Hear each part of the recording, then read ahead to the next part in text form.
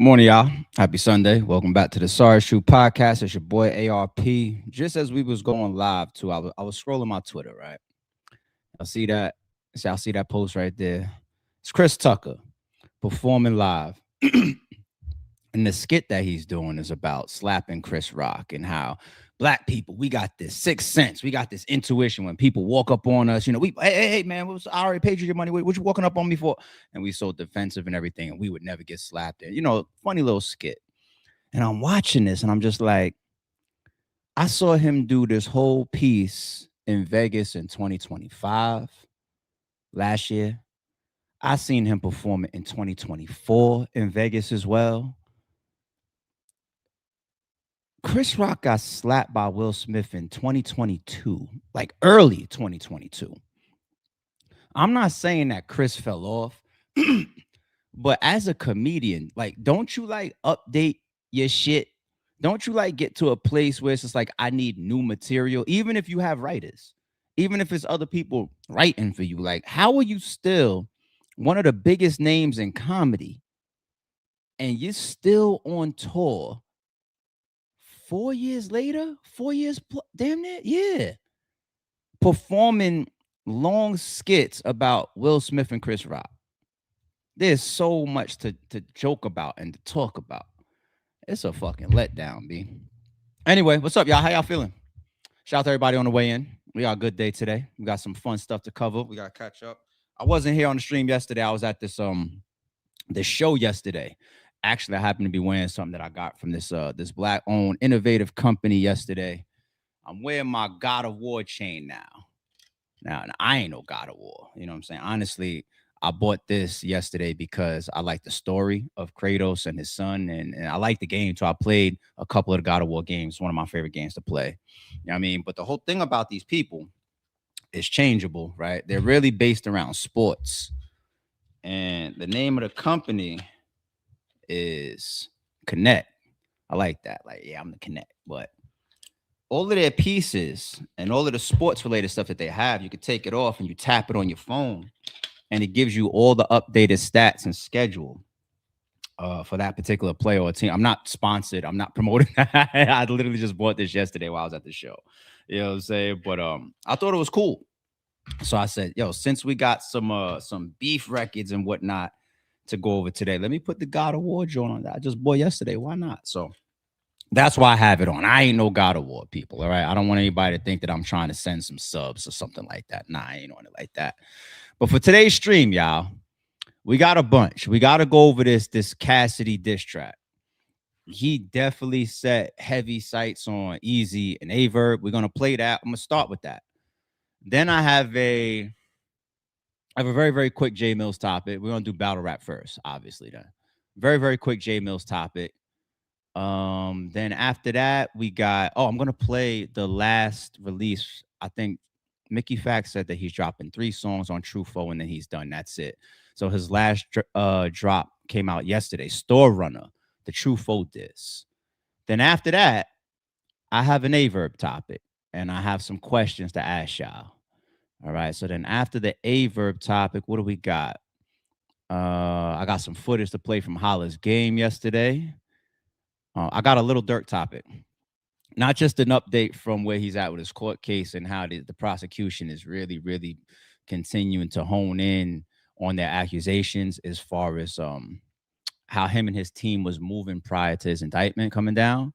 But also that footage that dropped about him and his girl pretty much talking to the police when he had a home invasion and India allegedly shot at the home invaders. He rapped about it. Niggas ran inside the crib, but the Glock 10 was by the bed. I get my gun to Indy before I put one in y'all. He rapped about it multiple times, you know what I'm saying? But they have footage now, body cam, police officer footage of him pretty much being questioned, him and his girl India being questioned. And I see the talk around the internet. Oh, he's ratting, he's talking, blah, blah, blah, this is that. So I'm going to play the video with y'all and I'm going to break it all down as far as what I really think about it. We got the Adam22 boxing footage. We might as well play it because it's like 30 seconds, right? I have something to say about that too. We got the Nicki Minaj update. And I'm gonna close out with a question for fathers. And you know what? My bad. I take that back. Not just for fathers and mothers, parents. I have a question for y'all, and I want to show y'all something, and I want y'all to tell me if I'm the one that's out the loop. And I hope I don't offend anybody either in the chat or maybe catches this replay based on the type of question that I gotta ask parents, because there's something going on out there with these kids, and maybe I just need to be educated. I'll leave it like that until we get there. Okay. So shout out to the whole chat, everybody on the way in. We have a new member kicking off the chat. Found and forgot. Shout out to you. Became a member 7:49, about 11 minutes before we went live today. Shout out to you, man. Good morning. Welcome to the green team. Nikita, our member, is here. Good morning, ARP and the green team, mods and them. Shout out to y'all. Shout out to the whole team. Shout out to the whole chat. All right, let's get moving. Let's start off with the Cassidy diss track. Wow. He's been dropping back to back on his page, right? That's the thing about Cass, man. He live in that studio. So, all right, let's play this. I already played it once, right? But this time I'm going to really give it a listen and try to pick out as many of the bars as possible, because I was just like, yo, Cass is really on niggas' heels. You know, it's like very, very disrespectful at this point. But actually, he's always been on niggas' heels like that, right? All right, let's go. My favorite Joyce right there. Had the straight flush. About like niggas running in the cribs. You try to get that dope up out of there. Wow. That's one of my favorite bars for this shit. I ain't gonna lie. Title says, people, Cassidy violates Eazy to block Captain and Verb.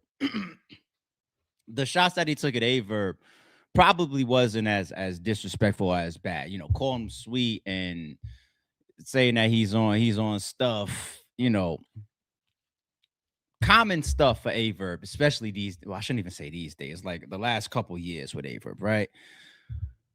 The thing with the shots against Eazy, it's like it's a different level of dislike. Like Cassidy and Eazy might have hatred for each other. Well, I don't know how Eazy feels about Cassidy, to be honest.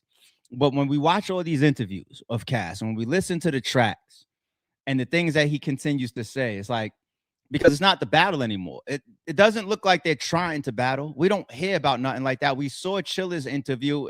It was that political correct way of saying, oh, shit, I doubt it. You know what I mean? Keep it real. Eazy seems like he's moving on. Cassidy has moved on. He's dropping bars from the battle. It looks like, come on, it's a wrap. But for Cassidy to keep, he dislikes this man a lot, and that dislike grew in the whole lead into the battle, which is why a lot of people said, yo, like, we had to see this energy come. Like, we're not shocked that them niggas having their little scarfuffles and shit during the battle, because we seen it. We seen the energy for real. It wasn't just promo. You could see, like, nah, there's a genuine dislike there. So, what it seeming like the battle being off and this level of disrespect, your mom's this, your pop's this, your brother's is this and that. And, you know, it's like he's putting it on beat. So I'm not trying to hype it. I ain't trying to amp it. He's putting it on beat. So that's dope. Eazy has already said he's not responding to Cassidy. Does it get to the level of like Cassidy bullying him though? Like once again, in the name of hip hop, we're not hyping it, people. In the name of hip hop, how long until Eazy just is like, I can't just let him just keep talking about me, my mother, my father, my brother, my girl, and, you know, like, do y'all want a Eazy response now? Eazy, I think Eazy is kind of like 1-1 from the dish. No. Actually, I'll say 2-1, because the top tier diss song is kind of a diss, right? That was fire, the top tier joint. The shit with Holla, I think it was real good. He was dissing Holla, had a little back and forth with him. I really think that was a good track. The last one that he dropped, like the day before him and Cassidy's battle, it was like, nah. You know what I'm saying? It was solid. It was solid. So I don't think Eazy is shown on track like, yo, just everybody cleared away and beware of Eazy on track. He's still got to show that. He's still got to show like he's deadly on track. He's deadly on stage. Hasn't showed that he's deadly on track. So if he was to cook up, it has to be that, because a guy like Cassidy also gets in that J Millz bag, minus the videos and all of that type of stuff. When I talk about frequency, Cassidy will be there every fucking day, responding, dropping, cooking up. Once again, that man lives in the studio. So I don't know. Y'all drop in the chat. Does Eazy need to respond at some point, or should he just sit there and continue to let Cassidy just drop on him and shit on him and his family's name? That's the question. Okay. Now, when we talk about drops, let's move into this very, very quick J Millz question. It's not even a topic. It's really just a question for y'all. And then we're going to move towards Mickey. I'm looking at J Millz playlist here, right? Y'all see it here. This is his last drop, The Magician, the B Magic diss. Okay. So he's got his B Magic diss record. Does J Millz need to respond to B Magic again? B Magic, I believe, has 4 tracks out on B no, B Magic has 4 tracks out on J Millz, right? Does J Millz need to drop again towards B Magic? The answer is no. This song right, first of all, that battle was like very, very off. It was like off the main line, I guess, of some of the stuff that's going on. People was really, really focusing on J Millz versus Verb. These side ventures, we're here for it, but it's not the main story that people are tapped in for. But J Millz dropped and gave us, it's one of my favorites in the whole shit too, but he's got a lot of my favorites at this point in this whole shit. He's got like 5 joints that is just I could play constantly on repeat forever, damn near. You know what I'm saying? And the B Magic shit was crazy. It was so good that as a side mission, so to speak, he doesn't need to drop more songs for B Magic. I think he can, and it'll be dope, and nobody be mad at it at all. You know what I'm saying? But he doesn't need to respond to the 4 or the last B Magic drops. He could stay right here on this. The Verb shit. And the question is incoming in a second, y'all. Bear with me.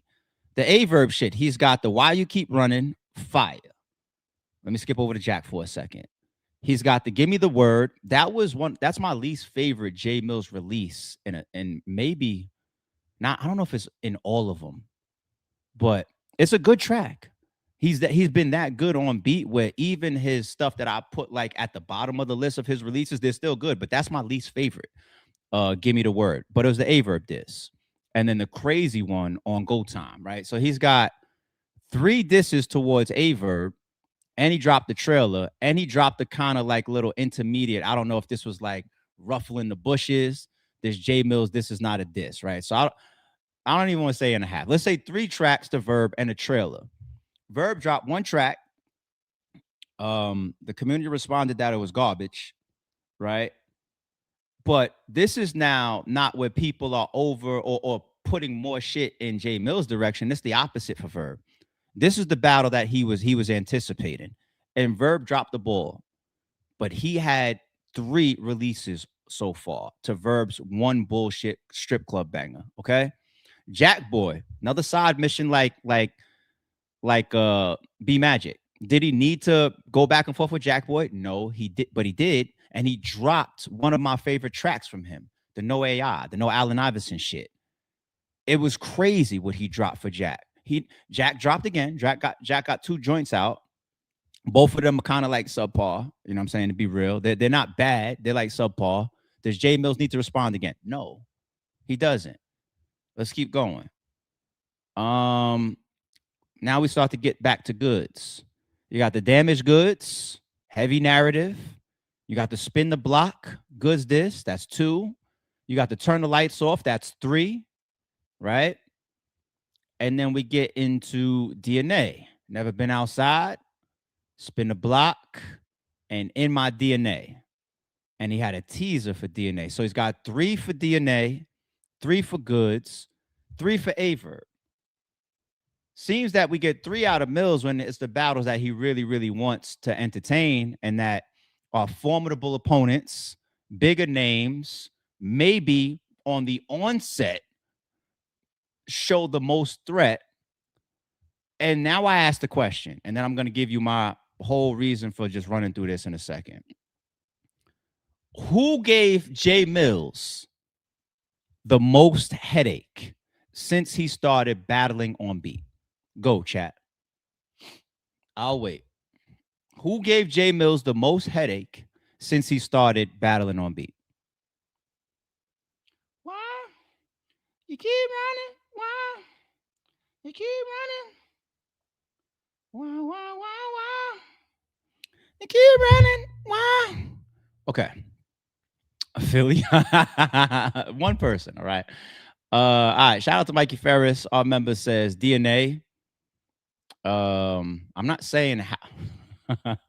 I know why you put this, because he's having clear wins, but stick to the question, people. DNA. All right. Ghost says a verb. Let me just keep putting these up here. DNA.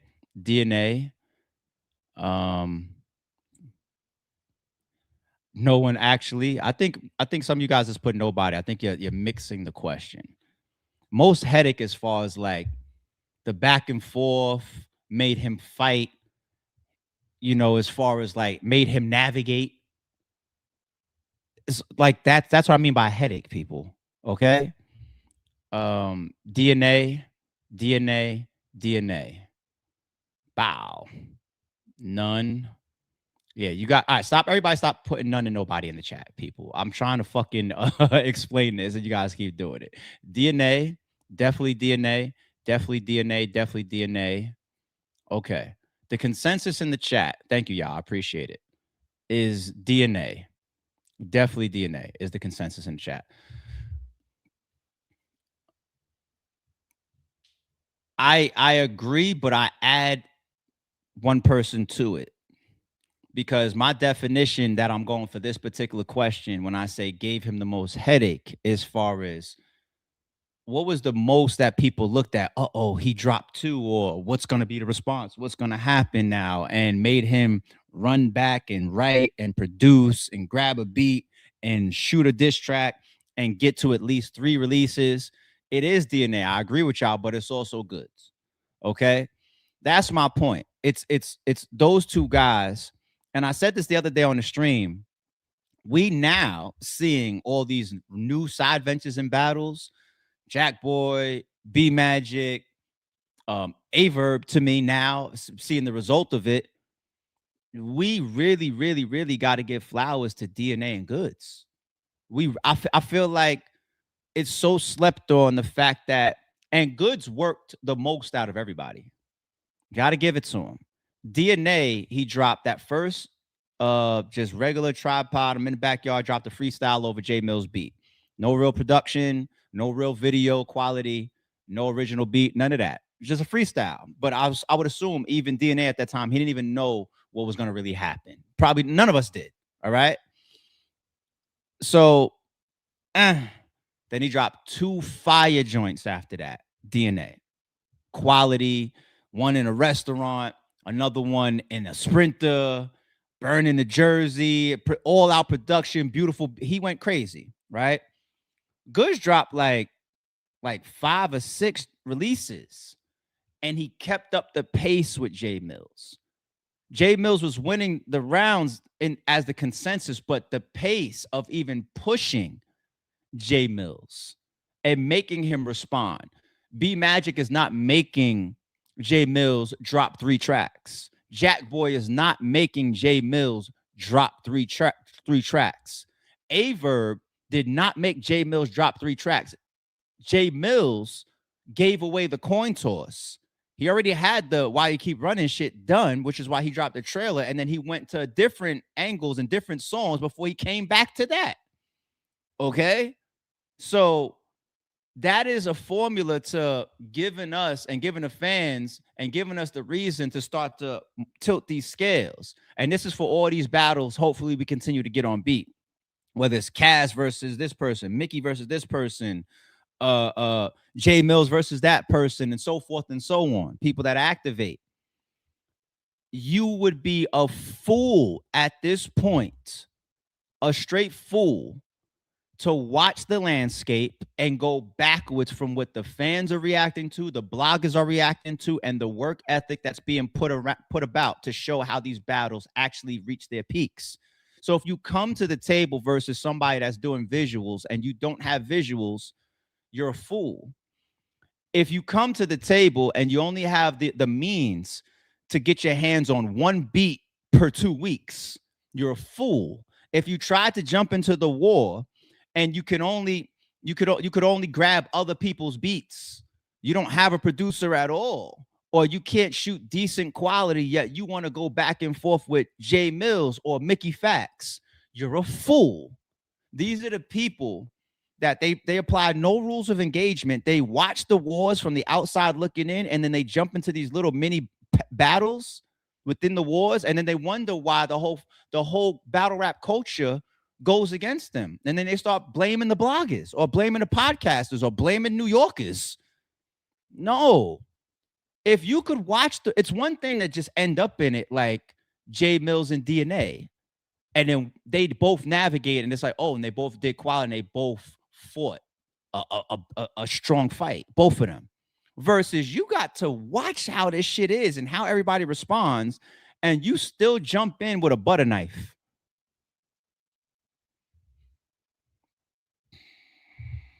All right. Mickey Factz, man. Now, I listen to I always keep it 1,000 with y'all. The Mickey Factz joint. Hold on. I'm gonna listen to for the first time. The Cassidy joint I had played already. All right, but this is gonna be a first listen for the Mickey Factz. Third release, Store Runner. I saw the teaser clip, so I know what the beat sounds like. Never took you for a store runner, something like that, right? I said, ooh. So obviously, a Verb is going to be an angle for that store runner thing, right? And then that's going to move us into my quick a Verb topic. But Mickey, you up, man? You got 2 fire releases. What has he got for his third and his final? We're in a situation where everybody involved knows the stakes, and if you're going to accept those stakes, you got to do certain things. It's business. We're soldiers. I never took you for a store runner. Which movie was that? Hold on, my bad. We're in a situation where everybody involved knows the stakes. And if you're going to accept those stakes. Yo, I swear on everything. The little the little topic that I just did about watching the war and then jumping in after, I swear on everything. I didn't just say that. And I know that y'all know that I bleed my topics together as much as possible when we have the opportunities. I did not just say what I just said because I knew that he had this skit playing in the beginning.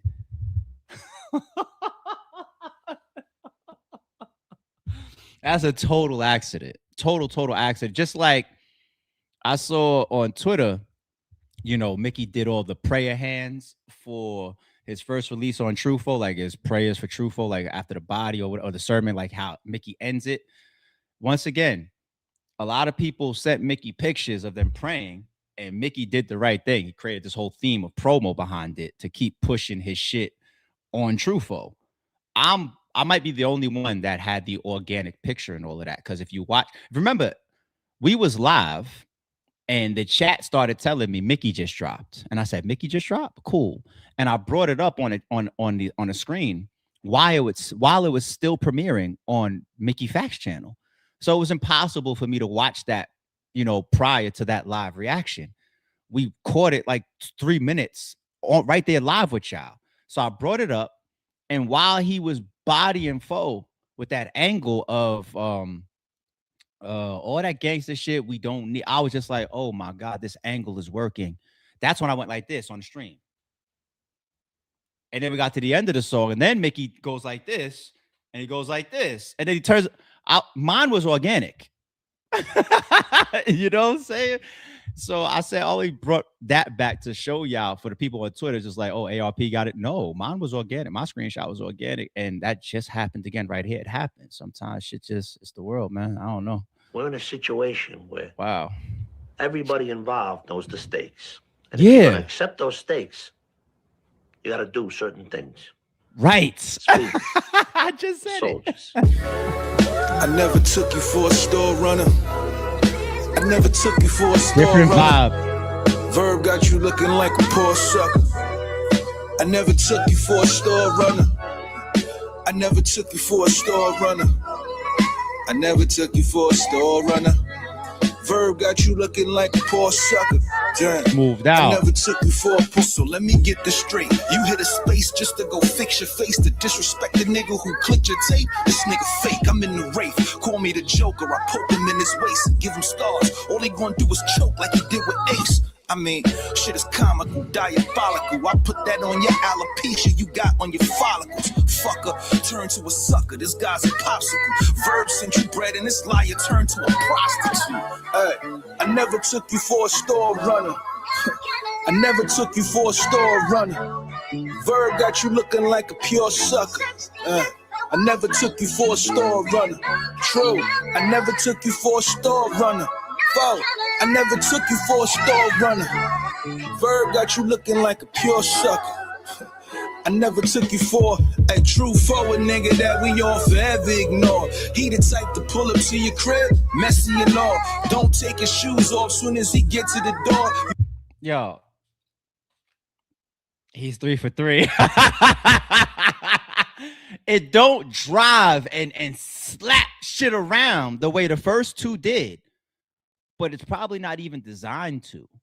You know, like, I do appreciate Mickey going 3 different whole melodies and vibes. Oh, there's still another almost 3 minutes left.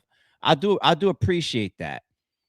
It's a dope joy so far. He went 3 for 3. He went 3 for 3. That we all forever ignore. He the type to pull up to your crib, messy and all. Don't take his shoes off soon as he get to the door. You tell him that you hungry, he gotta get sent to the store. I got placements and songs with Kendrick Lamar. He be in the spaces with Verb, just begging to talk. Didn't URL take you off the trenches you whore? Run the Midwest, he got shot and barely can walk. Nigga, I ran the gauntlet. Your ass. The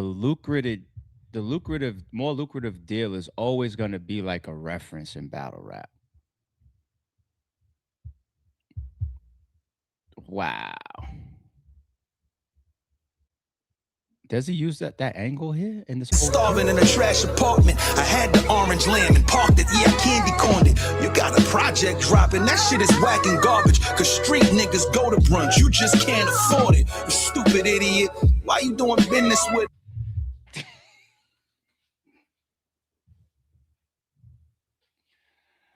Nah, the brunch thing. Yo, Mickey. This is still good promo for True Foe's album dropping. Everybody's saying it, whether good or bad, right? Gangsters don't do brunch. True Foe got to just continue to figure out how to use all of this energy, use all this promo, spin it, and continue to push his album. But that to me still bleeds into that whole time. We broke down the whole brunch thing. I was just like, yo, brunch should be the brunch for the day parties. You don't gotta call them brunch parties, the day parties, but the menus and everything. Anyway, we went through that. But come on, Mickey, come on, chill out on the young man. You got a project dropping. That shit is whack and garbage. Cause street niggas go to brunch. You just can't afford it. You stupid idiot. Why you doing business with a nigga that lie true? That makes dude a hypocrite. What's in my jeans? Send you to God. Hope you a Christian kid. I'm only doing all the pauses and everything because I feel like everybody's heard this already except for me. Rocking with a nigga that lied true. Your name versus hanging around a Verb. Oh my God. True, that makes dude a hypocrite. What's in my jeans? Send you to God. Hope you a Christian kid. Matter of fact, I don't give a fuck what true religion is. Cause I never took you for a store runner. I never took you for a store runner. Verb got you looking like a pure sucker. I never took you for a store runner. I never took you for a store runner. I never took you for a store runner. You in here? Verb got you looking like a pure sucker. I never took you for. Look, Amber Alert is a missing person. True be stealing out of women purses. Yeah, this nigga twerking. There you go. Your ass shaky, yeah, maybe the shitty verses is the reason you look dead out the ring like Mr. Nah, the way you just blended the twerk shit, your ass shaky. Because the person that's your twerk shit. Mickey, you some fucking stop it. Verb got you looking like a pure sucker. I never took you for. Look, Amber Alert, there's a missing person. Truly stealing out of women purses. Yeah, this nigga twerking pause. Your ass shaky and maybe the shitty verses is the reason you look dead out the ring like Mr. Perfect. You crazy little bastard. That nigga A now, straight paging for your casket. If you an organ donor, I'ma change you into plastic and sell true blood to an HBO attraction. You hustle on the north side alone. That's what the dykes be on. Selling to the gays and studs every single night is long. Right or wrong, you the toughest nigga in the quiet zone. That's why when you battle J2, you felt right at home. I should send you bread to do something for me. Matter of fact, folk, you can't do nothing for me, dummy. Now look, playing this nigga game, we hashtagging store runner while saying this nigga's name. Oh, that's why y'all putting that in the chat. Store runner. That's why y'all putting it in the chat. We never took you for a store runner. Verb got you looking like a pure That's sucker. why y'all put it in the chat. We never took you for a store runner. Bro, we never took you for a store runner. We never took you for a store runner. Verb called, guarantee that boy coming. Pause. We never took you for a store runner. Good night, nigga. Matter of fact, before you go, nigga, go get me something from the store. So the whole chat has heard this but me. He said, before you go get me. The whole chat is putting their orders in of what they want from the store in the chat. Niggas is saying, somebody said, get a box of turkey burgers. And yo, niggas is putting their orders in the chat. Too, man. Might as well, nigga. Facts. I need a Dutch. That's what I mean about narratives. Like the goods with like the sneaker, for example, right? Jay Millz with the text messages for B Magic. That's why I was just like, yo, B Magic, you should have put your text messages in your response instead of on Twitter. The hashtagging store runner and people like this is when people hear something and it sticks and then they carry something with it. Oh man. So Mickey Factz is here in the building. Let's get this young man up here. What's up, sir? Good morning. If I could digitally pass this to you, I would. If I could digitally pass this to you. God of War? Yeah. My first question, how did this bleed into, if it was meant to, the alpaca shit with Merlot? Did it? Did I miss that? No, that was from The Sopranos, that intro. Yeah. But your second release towards True Forward ended with the alpaca and the American Gangster shit. Was that supposed to lead into something else, or was that the closer? That was the second. That was okay. The second quick question: did you mention something about like all three releases like make a sentence or something like that? Yeah. How do they go together? Explain that for us. False Foes, a solid store runner.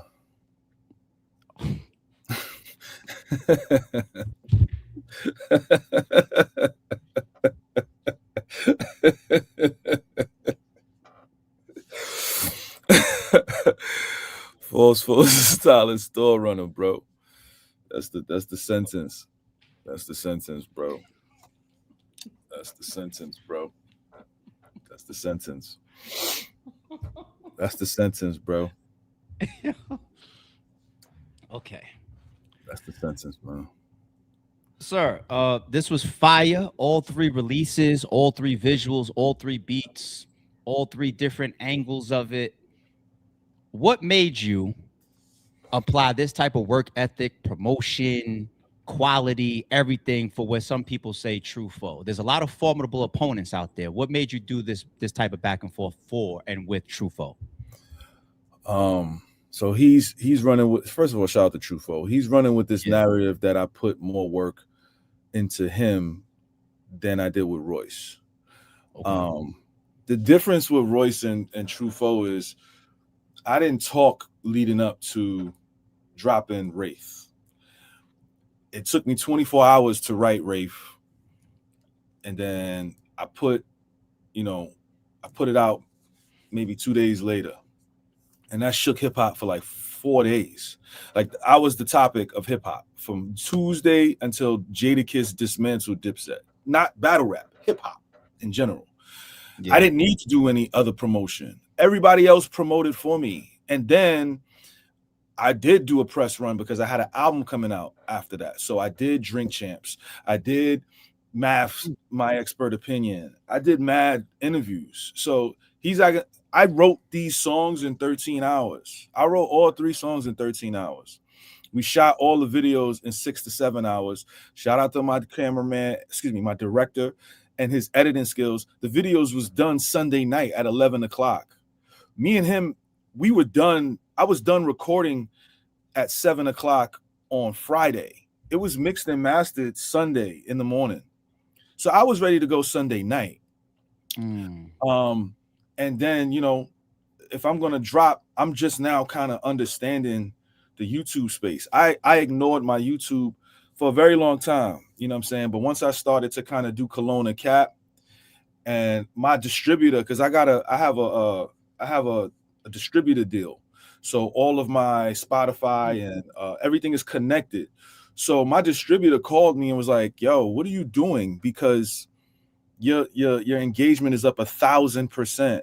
He said, you made more money in November than you did all of 2025. I wasn't using my YouTube page. I was literally on Instagram, Facebook, Twitter, Threads. You know, I was on that. But once I got here and I started to see what this was like, I was like, oh, I'm gonna just stay on YouTube. So I put all of my effort into making sure this community that I have is being supported and being fed. Got you. Smart man. And when it comes to capitalizing and looking at somebody's channel, I see it. Yeah. So all of these recaps you're doing, the Cologne or Cap, all these different titles. When I look at certain people's channels and I see 3 uploads in 2-3 months, they're not using, you know, their platform. I'm scrolling already multiple pages and I'm still only down to 3 weeks ago. So you are 100. You are using this channel. You are back here now, and for you to be that much more active, smart man, and then it bleeds into the promo and your distribution deal. So it makes sense. Makes total sense. So please don't stop doing what you're doing. Don't stop doing what you're doing. I definitely won't. I mean, I kind of like this space. I kind of stayed away from YouTube. I don't know. I'm not really. I was never really a numbers guy.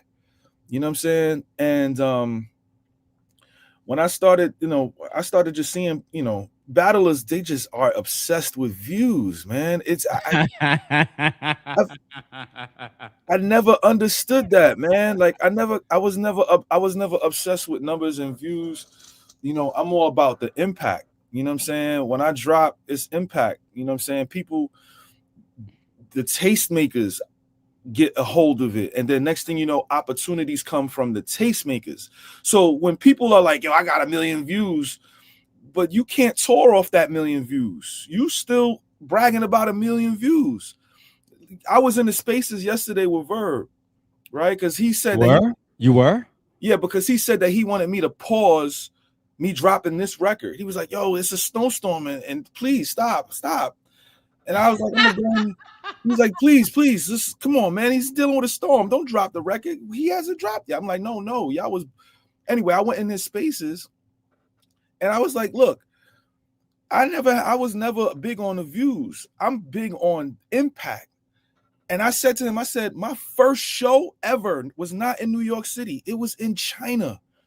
In 2007. They flew me and 5 of my friends out. When I said that, they kicked me out the space, because when you talking about views, I don't care about views, bro. My shit is impacting in real time. Wiz Khalifa was just on the red carpet yesterday.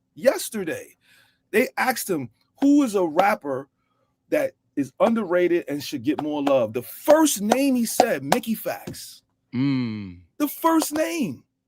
You know how many rappers Wiz knows? Yeah. I was the first name. That's impact. You know what I'm saying? That was yesterday. Verb always talk about Big Daddy Kane brought me on stage. That was 10 years ago, bro. Maybe 15. Maybe 15 years ago. Wiz said that yesterday, bro. So you make sure you do not miss the topic that I'm gonna do right after you drop. Okay. Yeah, absolutely. Yeah, make sure you catch the topic. The whole thing with numbers. I mean, in battle rap, yeah, we love numbers, and it became a marketing thing. The leagues pushed it, the battle rappers pushed it. They did it to compete with each other as well. The leagues did it to compete with each other. So that's how it became a real prominent thing for people to run with. And then you have certain battlers that would then scold other battle rappers saying, "Don't tell me about your fucking views when the league is getting paid off of the shit." You know what I'm saying? But like the number 1 million, it became like a marker, like a benchmark to greatness in battle rap. Right, it's a subconscious thing, you know what I'm saying? And then as far as Verb, Verb is a guy that he tries to find his wins in very illogical places. Yes. Right. I went all the way up to like Impact should go hand in hand with your money that you make. You know what I'm saying? I kind of spoke about that the other day too. But if you drop a track and the consensus is this ain't it, especially after all the anticipation and some of the stuff you was rapping about and whatnot, and then you end up on Twitter talking about, look at my Twitter views and look at this person's Twitter views or whatever, that is somebody trying to find a win. Find a win. He's trying to find a win. That's Adam22 losing the fight and saying I still got the girl. Like, you find whatever wins make you comfortable in the whole war. Right. It's foolishness, bro. It's foolishness. And I'm again, like I said, man, I see the play, you know what I mean, and I see what YouTube could do. So I'm gonna feed my fans. I'm gonna get on my ARP shit, but in rhyme format. I'm gonna get on my ARP shit, but in rhyme format. And what I'm going to put together for this man is the 7-day plague. That's where I was gonna go before I let you go. Actually, I just got 2 questions before you get up out of here, Mick. So let's talk about that briefly. Yeah. Can we get? I know sometimes there be war taxes and everything, whatever. I know you're not gonna show your hand or nothing, but can we get kind of like a time frame of when this Verb assault coming from Mickey Factz, the 7-day plague, is going to begin? Can we get some time frame, or?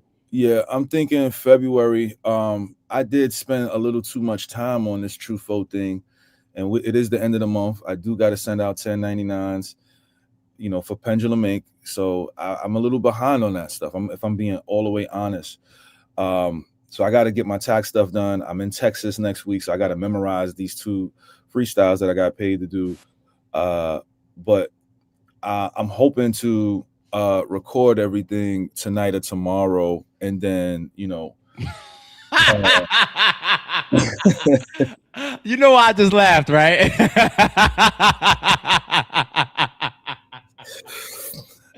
You said all of that, and then he said, but I'm gonna record it tonight and tomorrow. I mean, listen, I'm a maniac. That's work there, man. Salute to you. I'm a maniac, but I'm hoping to have it all done tonight or tomorrow. But it's still like a mixing and mastering process. It's still a mixing and mastering process. It's still a presentation process that has to go on.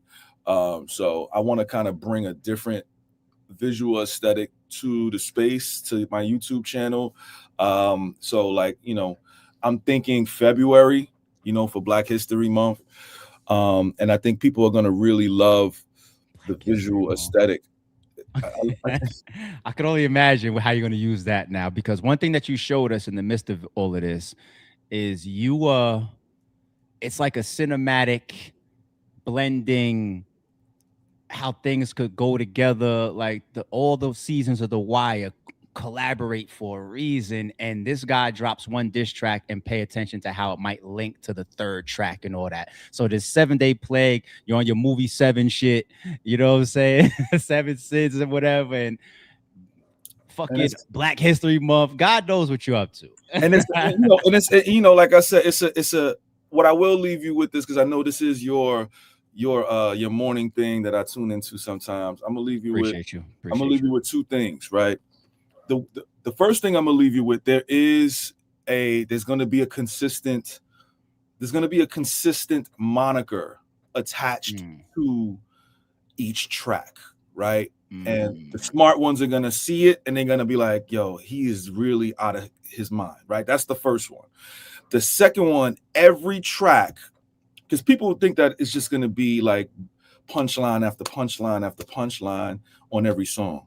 No, every track is going to psychologically break this man down.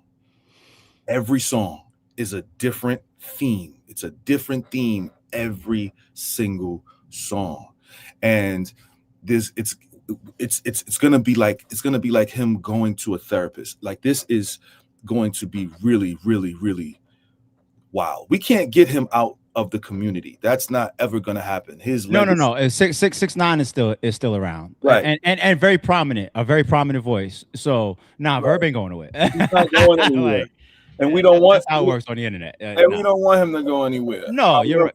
I like the entertainment just like you. It's entertainment, and it's just gonna be an embarrassing week. That's really it. He's just gonna have to deal with this for the entire week. I've been building up a case file on him for the past month now. So now that's it's it. time. That's it. Yeah, just for the month. But I'm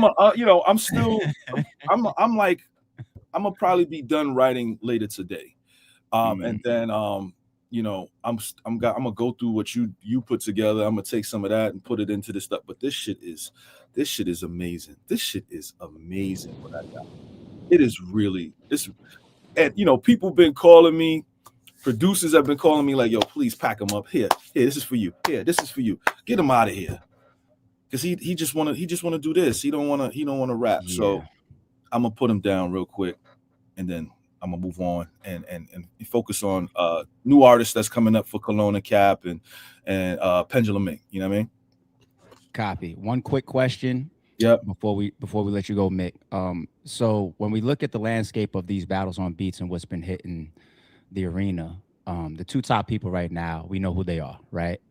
We're not trying to force anything. We're not trying to create like this bad blood or beef or nothing like that. But from a competitive nature, is it possible that sometime in the near future, the fans could be entertained by maybe a Mickey Factz versus a J Millz? Not really. I mean, it's not really something that I'm interested in doing, to be honest. I wasn't interested in doing the True Foe thing. I really wasn't interested I'm not interested in doing this Verb thing. I really like the fact that the battle rappers are starting to kind of understand that they have power and they have fan bases and they need to utilize their YouTube page. I got dragged into this, right? I did not want to do that. I wanted to react. I want to be like ARP and react. So I have no inclination, I have no desire, I have no joy in wanting to face anybody outside of a Verb after this, whether it's Millz or Cassidy or King Los or Top Flow Loop, right? Like I don't want to face anybody. Not Hitman, nobody. I cleaned up True Foe, packed them up in 5-6 days. Verb is next. I'm gonna get him out of here in 7 days, and then it's back to regularly scheduled programming, respect to all the supporters who want to see me in Millz. I'm humbled by that, and I'm sure Millz is humbled by that too. But him and I both don't. We don't want to do that, bro. We don't want to do that. I ain't gonna I'm gonna leave it there. I got follow-ups, but I'm gonna chill. You can follow up. You spicy because you saying you want. You say people want supremacy. I don't want supremacy. That's the thing. I don't care about being the best. You heard what I said the other day. Yes. I don't care about that. That's not something. I've never cared about being quote unquote the best. It's a subjective. The battle rap culture does. Whether it's leagues, whether it's the battlers, whether it's the Cody, they want supremacy, Mick. Not me. I'm not here for they want to crown somebody all the time. And you know what? Crown Millz. He's the you definitely an ARP humble bag, but behind the scenes, you like, yo, which one of you play with me if you want. I'm gonna let you slide for now. Millz, you the king, Millz. I don't want to know why? I tried to be nice with you, Mick, because all three of the situations you said you got dragged into, you bombed on. So I want to hear that shit. I just think the right circumstances need to happen. I don't listen. I don't want to. Same thing I'm saying to you. I said the truth. I got you. I said the same thing to True Foe. I said I don't want to do this. I really don't. All right, we got to put the battery in somebody else's back. No. Yeah, somebody else's back. Come on, man. I heard you back to doing some full circles. Congratulations. Yes. I got some more calls to make. I want to do I'll put one out there that I really, really want to get done. I want to do Calico versus Show Off.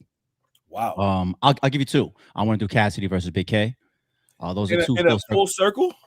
Yes, which is why it's not easy, because these are all guys that want significant money, but it's a full circle YouTube only battle. So I need them to work with me on these numbers and stop asking for 50 grand. You know what I'm saying? But I'm trying. And let's me and you hop on the phone if you feel like sometime, and we don't gotta wait. We could pre-plan. We could talk today. We could talk tomorrow. But if Mickey wants to do another full circle in 2026, let's talk about it. You know what I'm saying?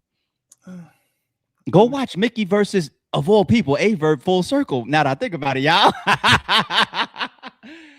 Don't think too much right now, G. Don't think too much right now. Okay. Listen, because I won't accept you saying a no right now. So I want you to just chill. Yeah, man. You know, I'm loving it, man. I'm loving it. You know, shout out to my supporters. Real quick before I go, listen, I'm gonna be in Virginia Beach. Me, Styles P, Beanie Siegel. February 13th, Virginia Beach is going down. I will be in Australia. I got a 2-day tour. Me and John Connor will be in Australia July 2nd to the 5th. Come out if you are in Australia. I got a couple other shows on the horizon. I'm in El Paso, Texas this week coming up. So if you outside, let me know what's up. And we got a show in Atlanta April 19th. It got rescheduled. It was supposed to be last night, but the storm. It's got a lot. So I got a show April 19th. So yeah, so tap in with me, Kelowna Cap, Pendulum Ink. We got a lot of projects dropping. I got a couple albums coming out. True Crime, the 3-song project dropping February 13th. You know what I'm saying? True Crime. You never know. It might be an extra record on there if he drop. You never know. I don't know, because I'm a wild, reckless nigga. You just never know, man. But yeah, man, long live lyricism. ARP, I love you, man. Holla at me. Love you, G's. Stay safe, stay warm. Keep doing your thing, G. Yes, sir. Peace. Enjoy the games, my guy. Yeah, everybody enjoy the games. We got the games coming up later. Okay, shout out to Mickey Factz on the tapping, man. Fire song. He went 3 for 3. Shout out to Trufo. It takes 2 sometimes. So shout out to Trufo. Let's homie, once again, just keep promoting your album coming up. If you're gonna drop again on Mickey, do it. Continue your engagement. Make it a good release. Mickey might not respond, but that doesn't mean you should stop your work. You know, it is what it is. You know, but Mickey, Mickey for the win, the clear win. 3 tracks, 3 great all-around rapping, production, visuals, theming, everything. You know, which is why I'm not instigating. I'm in hip-hop fan mode. I really am looking at the Mickeys and the King Loses and the J Millz, and I'm seeing, and the Cassidys and so forth and so on. And I'm seeing if there's any other battles that we can all be honored to watch play out. That's real shit. That's no bullshit. I would, some of these battles, if you said ARP, we'll do this battle if you never cover it, you think it's all about me and my content? Like, I'm a hip-hop fan first, you know what I'm saying? So it'll be an honor to see some of this shit. So shout out to Mick, man. We'll see what's up. All right, he mentioned he was in Verb space yesterday, and I briefly sarcastically, I questioned, I was like, why? Like, all right, 3-letter man, this is for you. All right, let me play this real quick, and then I have a question and a brief topic for you guys, okay? A question and a brief topic. Oh, format my screen the right way. Stop playing. This cop pulled over a 52-year-old grandmother for flickering brake lights. But what he did next sent her to jail for 19 days for a crime he committed. And you got your driver's license on you, ma'am? I just got tickets the other day. I'll be glad to show them to you. No, you're fine. Would you consent to a search of your vehicle? You're fine with that? Okay. Watch his hand. He's holding something before he even searches the car. How about this, son? That is not mine. Presumptive positive for methamphetamine, okay? She spent 19 days in jail. And here's the thing. She wasn't the only one. An investigation revealed this deputy planted drugs on over 120 innocent people to boost his arrest record. He's now in prison. The grandmother sued for $15 million, and all 120 victims were exonerated. This cop... Chat, y'all with me? Cop plants drugs already. Well, I'm telling you, man, I'm waiting for ARP to come back. Salute, man. Certified haters. I see y'all. Okay. Yeah, Mickey was. All right. So I played that clip. I heard a recent space with A Verb and Three Letter Man were in the space, right? Let me take this down. And A Verb was telling Three Letter Man, he was like, man, if you ever if we pull over like in a 7-Eleven and you get arrested, man, you earn that. I got something for you. I'm playing some dope on you, whatever. And then I get out the car and he's giving like this whole cinematic, layout of him planting drugs on Three Letter Man and getting him arrested, right? Sometimes I really feel like Verb lives out like his Grand Theft Auto dreams on Twitter Spaces. You know what I'm saying? But and we could look at that and say, come on, we're joking here. Like it's all in jest. He also rapped about it, right? He said that in his strip club anthem that he dropped against Jay Millz. I'll shoot you up, plant some dope on you. He says it a lot. I think he said it many, many times over the years, right? Planting dope on you, plant dope on you, plant dope on you, plant dope on you. He says that so much. So then I start before I get to Three Letter Man and the question that I have for the chat, let's establish first and foremost. And I said this in my 14 days and 14 nights videos when I said, Verb, you are a rat by definition, my definition. Respectfully. YouTube, I'm not trying to disrespect anybody. I'm just talking about somebody's actions and many people's definition and categorizations. Okay. But the reason I did that video is I was like, you're talking about, like, I'll just use me. Forget all the other 50 people you're talking about suing. You said, I'm going to sue you for defamation or slander. And then I went on my channel and I documented it and I pulled up all of the things that he said to me and all the slander that he said to me. And I said, I could deal with the slander that comes from your direction, or the defamation that comes from, I don't even be using those words, or the defamation that comes from your direction. But understand the definition of a rat or a snitch is involving yourself in something. And then when things do not go your way, involving authorities or working with authorities or giving information to authorities after you was involved in something and you didn't like the outcome, or you're trying to get yourself a more preferential outcome, even though you were involved in something. I give the examples all the time, people. It doesn't have to be a detective. You can fucking rat to a teacher. We both cheated on the test. I'm the one that got caught, but I told on Timmy because I felt like that was going to stop me from getting expelled. I am now a rat. Okay. So that's why I said, yo, Verb, talking about suing people for stuff that you do every day, you're a rat. Okay. Respectfully. And here we are again, the planting of dope. So dope, we know what dope stands for, right? Street terminology, drug. It is an illegal substance. Okay. So if you're in possession of an illegal substance, you're breaking the law. And if you then plant that on somebody and then try to get them arrested, not only are you an informant, but that's also rat behavior as well. So, people's in the space. Some people might take that serious. Some people might take it as a joke. People, Three Letter Man. That's my question for Three. Like, not only like why y'all in these spaces with dude. It's a very, very weird place to be, if you ask me. That's why I was joking with Mickey just now. Like, he was in what? He was where?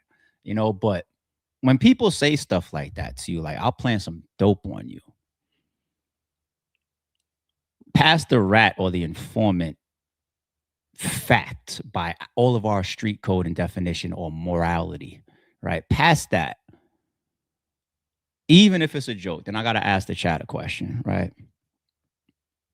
Because as grown men and grown women, there's a lot of things that we know we don't joke about, even if we have an extreme sense of humor. You guys have watched me laugh myself to tears on stream. I think I did it yesterday by accident. Yesterday, the day before. Y'all niggas brought me to tears. my sense of humor is so through the roof. I laugh at sometimes shit I'm not supposed to laugh at. You know what I'm saying? But there's just certain things, and not because like even with like planting drugs on somebody with that cop video that we just played, like I do have a personal attachment to that. It does hit a little bit close to home because you know I fought from outside. You know what it is when you bid with somebody when you're free, the free person. You know what I'm saying? I fought from outside a case like that with Dr. God. A lot of y'all remember or know Dr. God from RBE. You know, he had something going on in his back seat that he wasn't really involved with, but he didn't rat. He didn't rat. So I'm there going back and forth to the prison to give him visits, sending him stuff, put money on his books, hired him a lawyer that I used in the past, helping the lawyer once the lawyer grabs footage from the gas station, helping the lawyer because I was editing back then, edit footage and enhance the volume and all this type of stuff. And like what Dr. God went through, Dr. God came this close to being deported, you know, behind some shit going on in the backseat of his car. So for me, like, it's not your Grand Theft Auto, you know, dream. Like I went through that with one of my closest people, one of my brothers. You know what I'm saying? So these street niggas, they're not street niggas. Like I can hear it in their voices, them living out what they see on TV and in movies and in video games, in like Twitter spaces and shit. I could see niggas live the things that I'll up the gun, I'll up this or whatever. Like we talking about? Like even the way they talk, I'm just like, I see how much fun you're having with this shit. You're in your 40s and it's like just a game to you. But the question becomes, is getting somebody arrested supposed to be a joke? Is it supposed to be funny? Is it supposed to be somebody that you would hang around? Like me and my fellas, like my circle of people, we don't even joke about hurting each other. We did that when we was young. When we was young, when we was kids, when we was teenagers, we slap box, we wrestle, slam each other, push each other, trip each other, run pranks. We was kids. You know what I'm saying? Like when we was kids or teenagers and shit, you could say to your friend, we both 15, well, I'll beat the shit out of you. Now, you know, it's not beef, but then the challenges happen. And sometimes that spawns a fight. Sometimes it spawns an argument. Sometimes people fall out over them. But that's how we talk to each other as kids. I'll fight you. I could beat you. I'm a better, even just saying competitively, I'm a better fighter than you. Now you got to go slap box, or you got to go glove up, or you got to wrestle, or you got to get into it, or things escalate or whatever. And all of that when we was young. I don't even joke with my guys can't joke with me like that neither. It's a joke that I would immediately check, or I would expect somebody to check if I said that too. You know, like imagine me like today, we're watching the game. Let's say I'm with a couple of the fellas and we're just watching the game. You know what I'm saying? They score a touchdown and you scoring for a different team. I mean, you rooting for a different team. And I just be like, nigga, root for them to score one more time and say I won't beat you up. Oh, you challenging me kind of physically now. Like why? Like we don't do that with each other as men. There's a million jokes we could say to each other.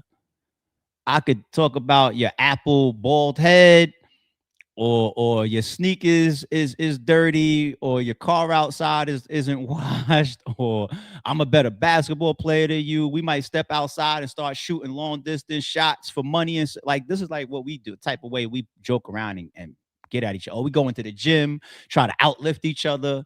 Shit like that is how we diss each other. You know what I'm saying? Like never know your child or your wife or I could beat you up, or I can hurt you, or your freedom. These are not things to joke about.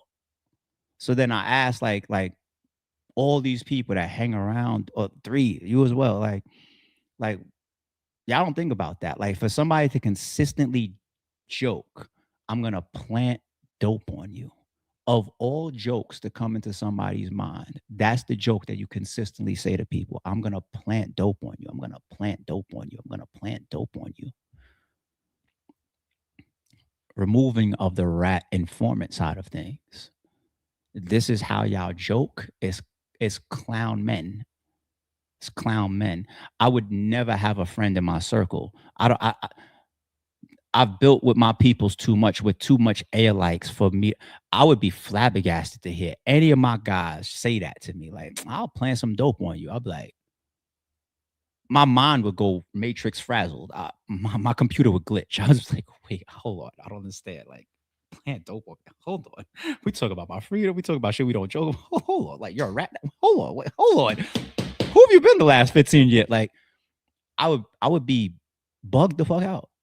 But over there, that shit is like, it goes over everybody's heads. You want to know why? Because you're used to that level of clown behavior. And birds of a feather flock together. So sometimes people might feel like you hang around certain shit for pure entertainment.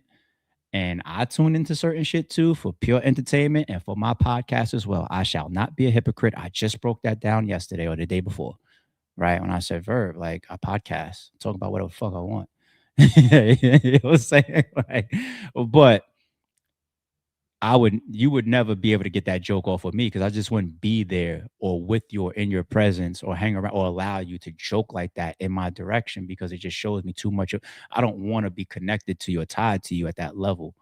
You consistently say that stuff. Like, it's insane what people do and what people show. And last but not least, it's kind of insane what people ignore. That's even the worst thing to me. Because the guy is the guy. He's a clown show for all of the smart people. But all you other people that don't even process it, y'all are kind of bugged out. Y'all are kind of bugged out too. But all right, shout out to dude, man. You would never get the opportunity to plant no dope on me. You would never be in my car. I'd never be in your car. You know what I'm saying? You'd never be in my presence. If I'm ever in your presence, I'm failing at life. We should never be in the same place. All right, speaking of rats. Segue. Y'all tried to call Lil Durk a rat recently. I saw it. And I'm going to tell y'all what I think about it. All right. New body cam footage shows Lil Durk in India Royale being questioned by police following a home invasion that led to a shooting back in 2021. All right. So planting and body cam and I don't know. Let's see. Let's look at the footage. Let me see if there's any of these. Is any of the he ratted shits in the comments? I thought I saw some already.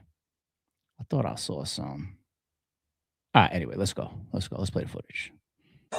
So I know you said have someone come here. We don't want too many people on scene. No, it's our bodyguard. Oh, okay. I got you. Work for me. Okay. Just have him park behind when he gets behind the deputy. All right, so what happened? Were y'all upstairs or downstairs? Upstairs. Okay. So y'all were upstairs asleep. What'd y'all hear? Oh, it sounded like glass. It was a big noise. Okay.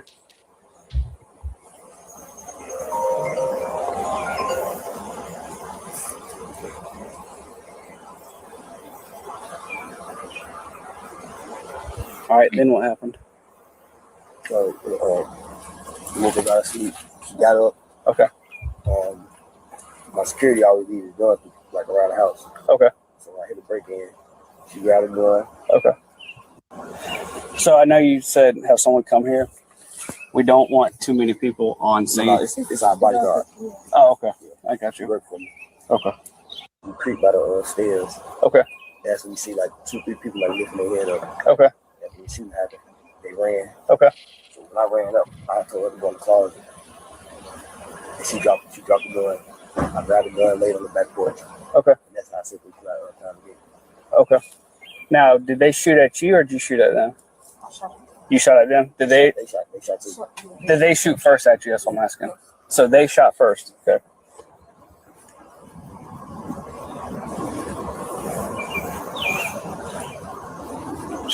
Okay. You know how many rounds you think you shot? Just around. I know you. A few rounds. Okay.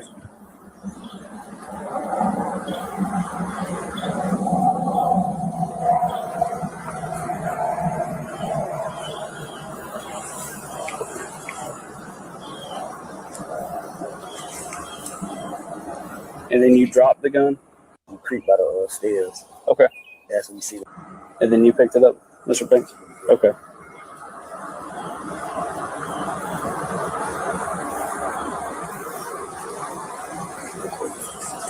All right. So then once you dropped it, you picked it up and ran to the back porch. And then what happened? Did you say you laid down and watched them? I laid down. Okay. And, they started screaming. I think something. I couldn't really hear it. They was like, oh. Mm-hmm. I shot too. You shot back? You shot at him? Yeah. Okay. Okay.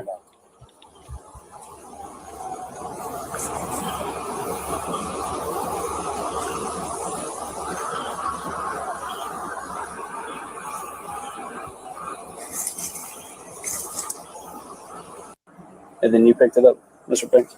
Okay. All right, let's talk about it. Once again, people, remember, I know we said this in the intro, but Lil Durk has rapped about this situation.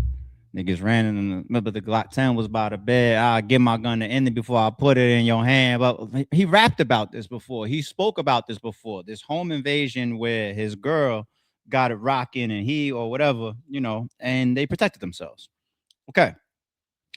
Everybody looking at this body cam footage and talking about Lil Durk is ratting or whatever. He's ratting. Let's just squash that first and foremost. No, he's not. This is not this is not being a rat. You know what I'm saying? Now, I'm pretty sure the street, Lil Durk being who Lil Durk is, a street nigga. If he was in this video and he said, yeah, I'm into it with Derek and them niggas, and I think it was that, yeah, you're a rat. Because you know what they're gonna say? They're gonna say, yo, whether niggas ran up in your shit or not, whether the cops is now coming to you, the known address, you're supposed to handle it in the street. That's what they're gonna say, right? But that's not what happened here. That's not what happened here. The whole thing about some of the questions that's going around. One, why are we in here talking about India shooting or whatever? Here's a little curveball for y'all. Nobody really knows what happened in that house. Maybe when he's rapping or maybe when he's giving his police report, maybe he's saying India, but you never know if it really was her. Why? Because what if he can get in trouble for even being in possession of a firearm? So you then start to try to put it on your girl, right? Or say that it's her gun or she was first and then I'm helping. You know, like what's her name went through that? King Yella. When they said like, yo, why are you saying like it's your girl gun, you ratting? Or however people felt about that, right? But he was just like, no, my girl is the licensed gun. You know, so of course, when they asked me about this gun, I had to say it was hers because I'm not supposed to be in possession of guns, right? So you never know what happened in that house that night, right? Even him in the back seat right now, people's laughing about that. Why is he in the back seat? Who the fuck knows? What if he has a suspended license and him being in the driver's? You never fucking know. This is not ratting, people. He didn't say no names. He didn't even give descriptions in the footage that hits the internet. The problem here is the internet is so infatuated with snitches and snitch stories, and it's very entertaining and it's high view content. I get it. Especially when it's some of y'all favorites and we realize like they're nothing like they've been presenting this whole fucking time in front of our faces and they're supposed to be gangsters. Yes, we on y'all fucking heels too. So technically Lil Durk ain't supposed to go nowhere near anything that breaks street code given his raps, his reputation, the shit that he's done, been involved with, yada, yada, yada, yada, yada. But we're so infatuated with, you got millions and millions of people that never been involved in nothing. And they follow these internet discussions now. If you talk to a police officer, you're a rat. That's not true. That's not true. Here's another one for y'all that never been through nothing and don't understand. Some of y'all say if you write a statement, you're a rat. That's not true.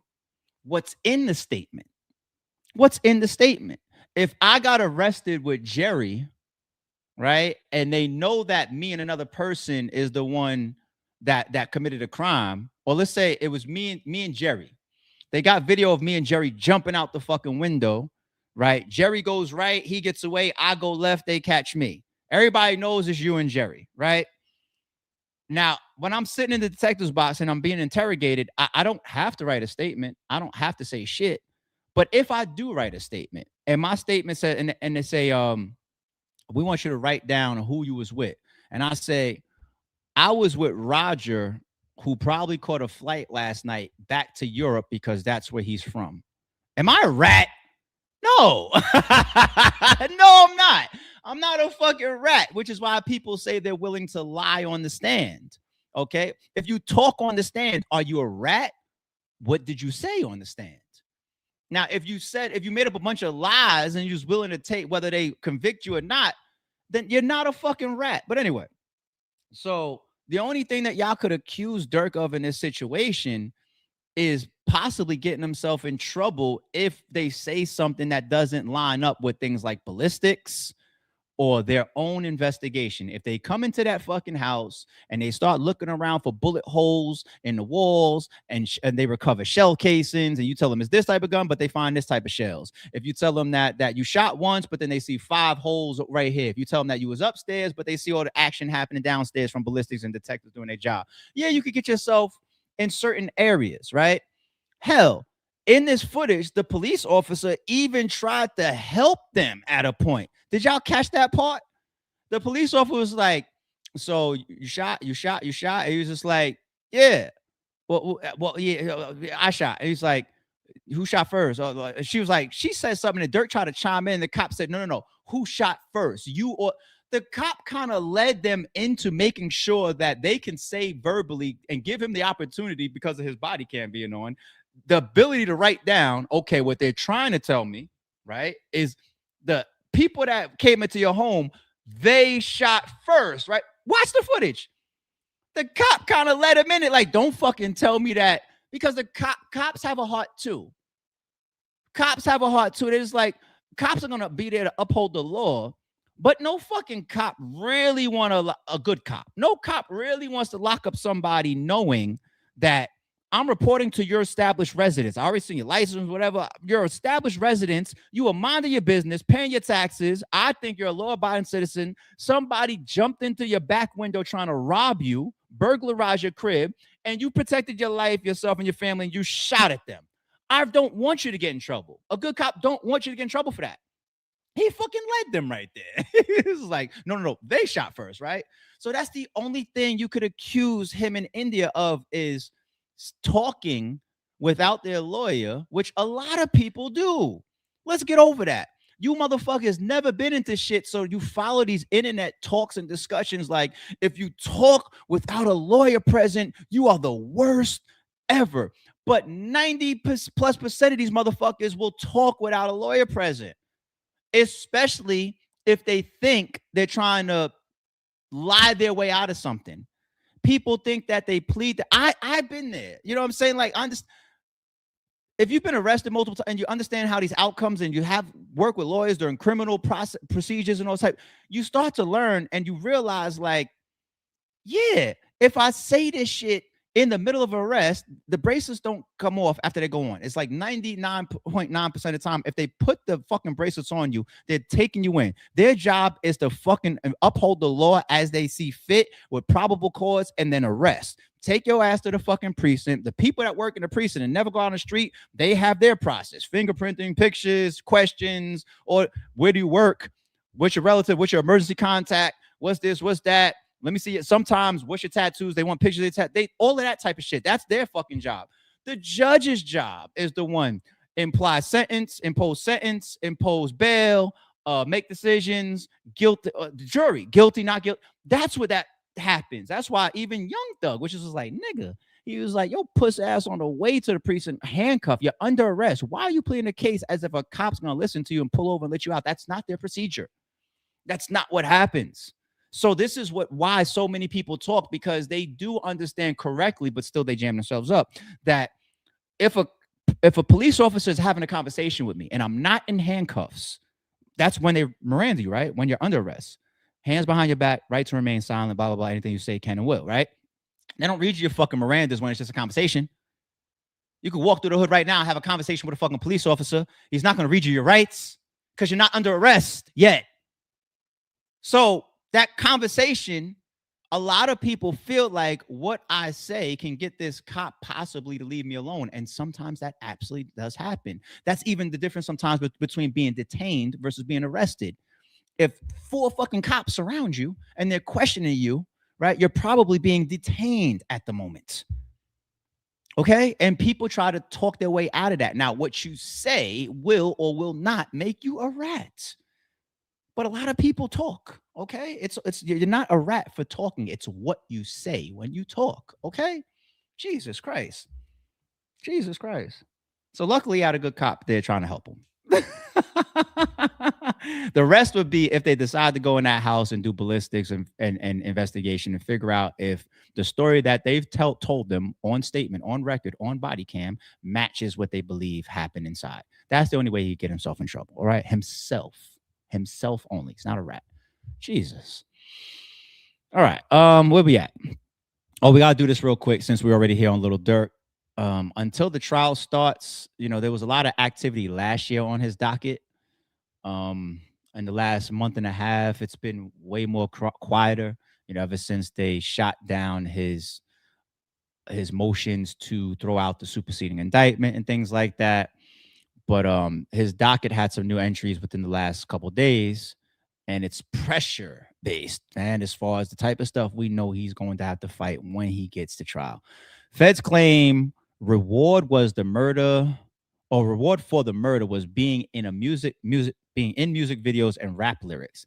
They identified Diddy as his lieutenant, along co-conspirator 5. Who the fuck is co-conspirator 5? Let's continue. They claim Diddy recruited Hitman and promised $1 million on behalf of Durk.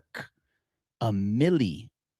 Jesus, do they have evidence for that? All right, this is some of the entries that went to the docket on the 23rd. This is the 25th. Today is Sunday, so Friday. Here, the detailed SSI, together with the government's substantial and organized discovery, obviates the need for a bill of particulars because they provide clear notice to defendants of the government's murder for hire theory. The government has alleged, and its discovery clearly supports the straightforward theory that defendant Banks told co-conspirators he would reward anyone who helped kill his rival, Taekwon Bowman. That defendant Banks and other OTF co-conspirators attempted to murder Bowman in Los Angeles on August 18, 2022. And that even though the co-conspirator killed SR, not Bowman, defendant Banks nonetheless rewarded co-conspirators by, among the other things, featuring many of the direct participants in the murder in music videos and rap lyrics in the months following the murder. So they're going to be heavy on that at trial. They're going to continue to paint a picture of him being somebody in a position that can provide a ton of opportunity. You are the top guy. You're the top dog. You're the big household name, multi-million-dollar rapper, award-winning Drake featuring guy. And then you have all these goons from the rack around you or whatever. And you have this ability to shed light on them, put them in songs, rap their name. Wow, the rap their names thing. That's heavy in Chicago. And it used to be super heavy in Philly. Super duper heavy. You couldn't stop getting the Quilly Millz or the Joey Jahads of the world to stop rapping about their goons. Sire do this, Dev with the riot pump do that. Vito, who's currently in jail right now still for a murder, right? Vito is this, and Quilly, that's all they did was shout out their shooters, alleged shooters, right? So that's one thing that's going to happen that's going to feel weird for us, knowing that when they rap these names, it's not necessarily giving them opportunity like, oh, he's paying him indirectly by rapping his name. That's just what they do in drill and Philly and Chicago. Like, but the government's gonna do it. They're gonna do it. They're gonna say, like, no, that was a direct opportunity to have your name said in a song. So all right. Next page. Featuring many of the direct participants in the murder in music videos and rap lyrics in the months following the murder. For example, the government anticipates that a cooperating witness will testify that defendant Banks made clear to the witnesses and other OTF members that anyone who killed Bowman would be made straight, i.e. handsomely rewarded. Hold on now. Straight means multiple things. On the mafia side, getting straightened out. Doesn't that mean becoming a made man? Right? That means like inducting you into the actual family. But in our world and on the urban side of things, straight does mean money sometimes, man. Like, nigga owe you money, but like, you call him up, like, yo, you gonna get me straight or not? Like, this fucking witness. Who's this witness? Shit. And what are the Brick Baby updates? Why you say that, ARP? Because they never put a name to who they alleged was on the ground coordinating the drops in Cali. But anyway, we went through all that news last year. It's all gonna flare back up crazy when this trial starts. All right. The discovery also shows that defendant Banks used his trusted lieutenants, defendant Wilson and co-conspirator 5, to recruit Hitman to fly to Southern California, speaking of the devil, right? August 18, 2022, to kill Bowman, consistent with defendant Banks' promise to reward co-conspirators. Defendant Wilson solicited Hitman by promising to pay a $1 million reward on behalf of defendant Banks in exchange for flying to Los Angeles to commit the murder. Moreover, the government has also disclosed a list of defendant Banks and OTF music videos in which defendants Wilson, Houston, I assume, etc., probably reference. All right, this looks like one of the footnotes to his docket entry of this particular page. Let's see. Defendant Banks' use of code language make anyone who killed Bowman straight to communicate the bounty plainly satisfies the quid pro quo requirement of the murder for hire statute. Section 1958. Okay. References. The words as consideration for do not strictly import contract law, but instead require a clear mutual agreement between the solicitor and Hitman of payment in exchange for murder. The nature, breadth, and context of defendant Banks' promise includes downstream economics. I got him at the top. Downstream, the boss. Economic benefits the co-conspirators receive following the murder. Indeed, the statutory language of Section 1958 sweeps in anything of value of which the primary significance is economic advantage. These are all criteria they use to establish murder for hire and people receiving some form of benefit. Said in the song, receive the payment, got a crib, got a house, got a shout out, got a record deal, got a car, got a chick. What? Shit, we say got a chick. Don't laugh at ARP, the reference king, right? What the fuck happened in Above the Rim? What was Birdie trying to give dude? Y'all better leave me the fuck alone. He kissed her in that fucking scene. Oh, he kissed her too. Ew. Anyway, if y'all haven't seen Above the Rim, get off the stream. Nah. All right. Concluding that district court probably instructed jury that not only money, but also drugs, guns, or involvement in future crimes, which would yield cash profits, can also constitute consideration under, once again, 1958, this code or that reference.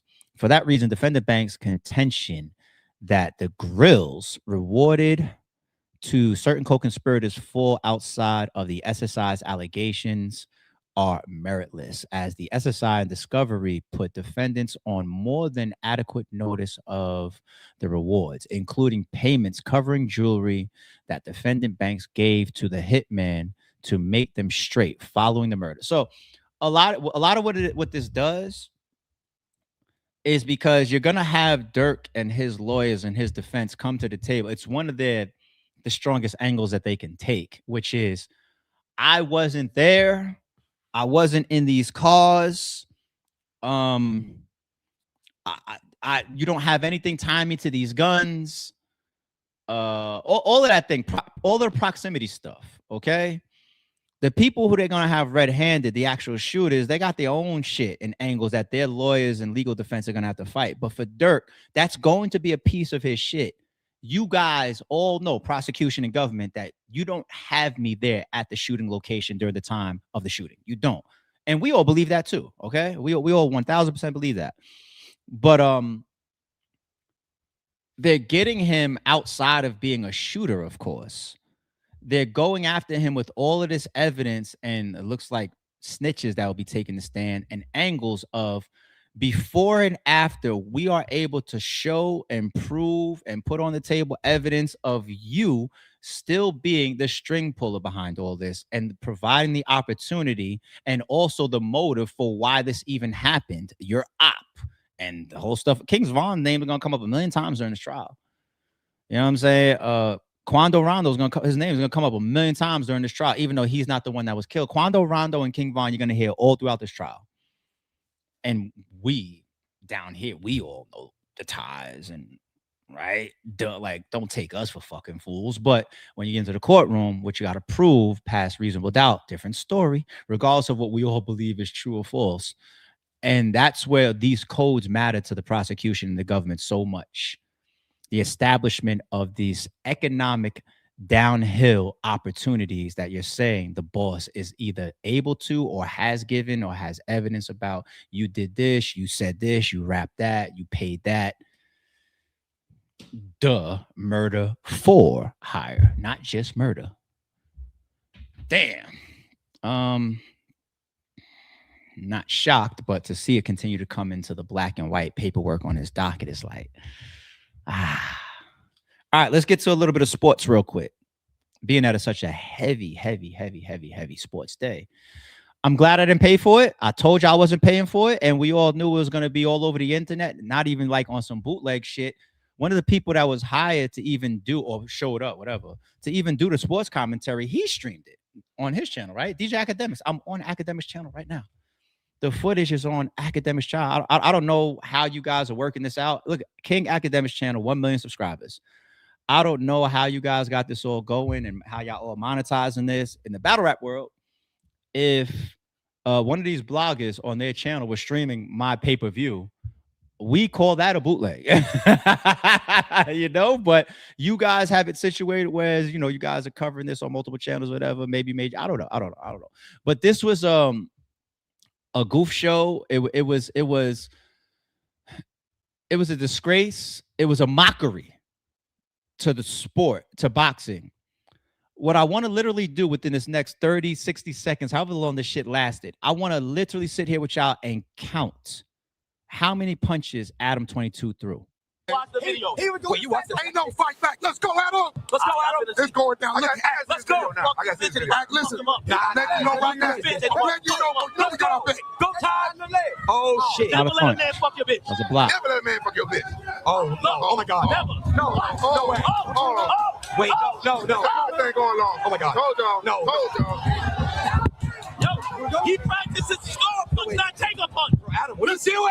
A half punch, one half punch. One half punch. You set him up. You didn't get a good training. You set him up. Yo, what the fuck? You set him up. I gave him back shots and I fucked you up. Yes. Come on, Adam. What is that? Go, 22. It's at this moment. Hey, listen, bro. Check this out. Check this out. This all going on, bro. Oh my God. Got to swing back. This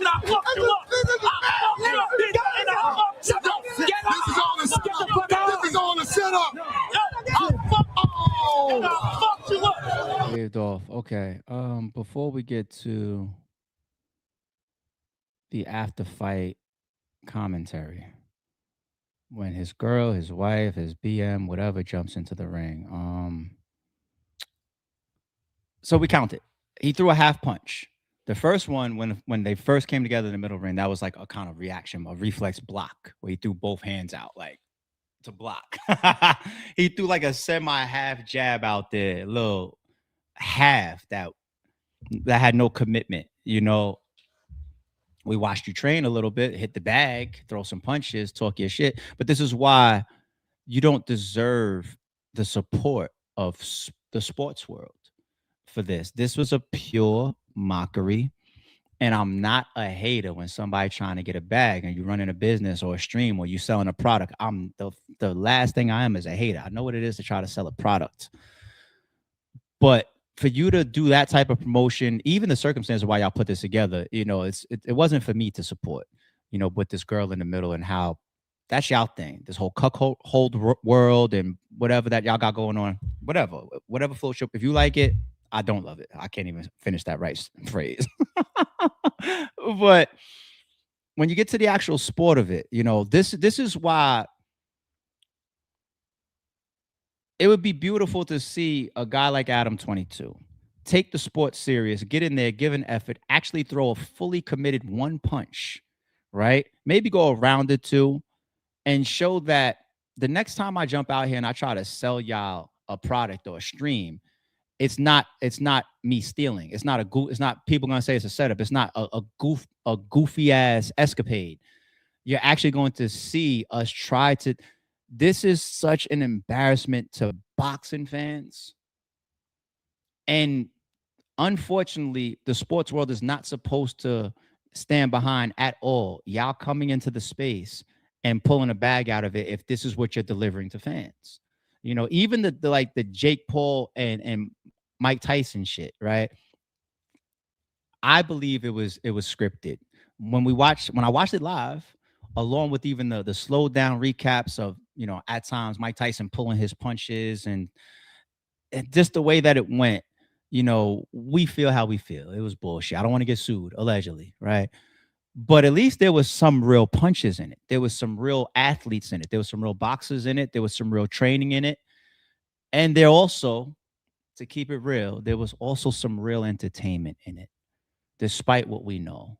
You know, I will purchase bullshit knowing that it's bullshit if I choose to allow it to entertain me. You guys do this. It's not just a mockery. It comes off as a robbery of anybody that bought that stream. So you would never be able to sell me anything else. And Aiden Ross, you know, as the top commentator, it seems, for this, you know, I think that it damages him to sit within this as well, because he tries to sell boxing, and people have to question now what you're trying to sell them when you start to promote something, and you earned it. Sorry, it's true, you earned it. And to close out, you know, the weird ass bugged out behavior that most of us here watching this stream would never do with our significant others. Because we don't know what's going on. Oh shit. Lena, I have a question for you, Lena. Are you proud of Adam? I'm very proud of him. It's really hard, and he's still a winner because he's got me. Jason, you just fought on Brand Risk. They were saying that your health wasn't that good, but it's majorly good. Do you want to fight anybody else on Brand Risk next? Who you want? Whoever you send. Johnny Sins? Whoever you send, it doesn't matter. Work is work. I love it. Adam. No. I want my boy Blueface to get my back fade. Blueface. Whack 100. Can we get Blueface in Oh, the ring? good. Thank God. Let's do it right now. If you guys want Blueface. Like, I don't like this shit. Give me them gloves. I only got one question. Yo, Lena, was this nigga better in the ring or better in bed? Word two. Better in bed. Jason, you a real nigga, man. You held it. You told right in front of your husband, your man, whatever, the father, but you told this man he was better. But this is what y'all promoted it around her anyway, so I'm fucking appalled. Let's get it out of here. All right, sports. Holla versus Baldy went down yesterday. It was $20, the whole card. This is what it's like to get your money worth. Oh, not just because his guy. No, I got my money. I watched the whole stream. Holla was the first game, and I didn't even know, because I don't know if I would have waited for the rest of the card to drop, to be honest, or if I would have still paid it. I don't know. I definitely was going to support my guy. So I got to the website, tncleague.com. It was $20. That nigga Holla told me that his game was starting at 5:30. I bought the stream at like 5:20-ish or whatever, and that shit was like in a 5-minute countdown. I was like, oh, they on time, huh? I was like, okay, cool. Holla and Baldy were on the court checking it up at like 5:40. I said, oh, there's so many things I keep telling people with 1v1 space and battle rap are kind of the same. Not as far as the starting on time, no. I was like, yes, it was beautiful. They was checking up at like 5:40. No bullshit. So they opened it up. After that, wow, Pat, who I think is very good, he got fucked over by this guy named Boog. I didn't even know. I don't know who Boog is. For my 1v1 people, I never saw Boog before. They say he might have set a record, like 8 or 9 threes he dropped. Everything was just falling for him. Kel was getting beat up, adjusted, and then swept the rest of the game and and caught a body. No, he didn't catch a body. The body of the night was Moon. And the guy that Moon faced, I didn't know. I never seen him before neither. I've been following Moon forever. Moon is one of the best in the space. He caught a body. Moon went off. And then the team game at the end, that included people like Lance Stevens and Rob played in it. Cam played in it. There was like a little scuffle in it. I was like, here goes that battle rap shit. The almost fighting. And they cleaned it up. And then they got back to the game. And that's where y'all might see some of them clips going around the internet of when Lance hit that last layup.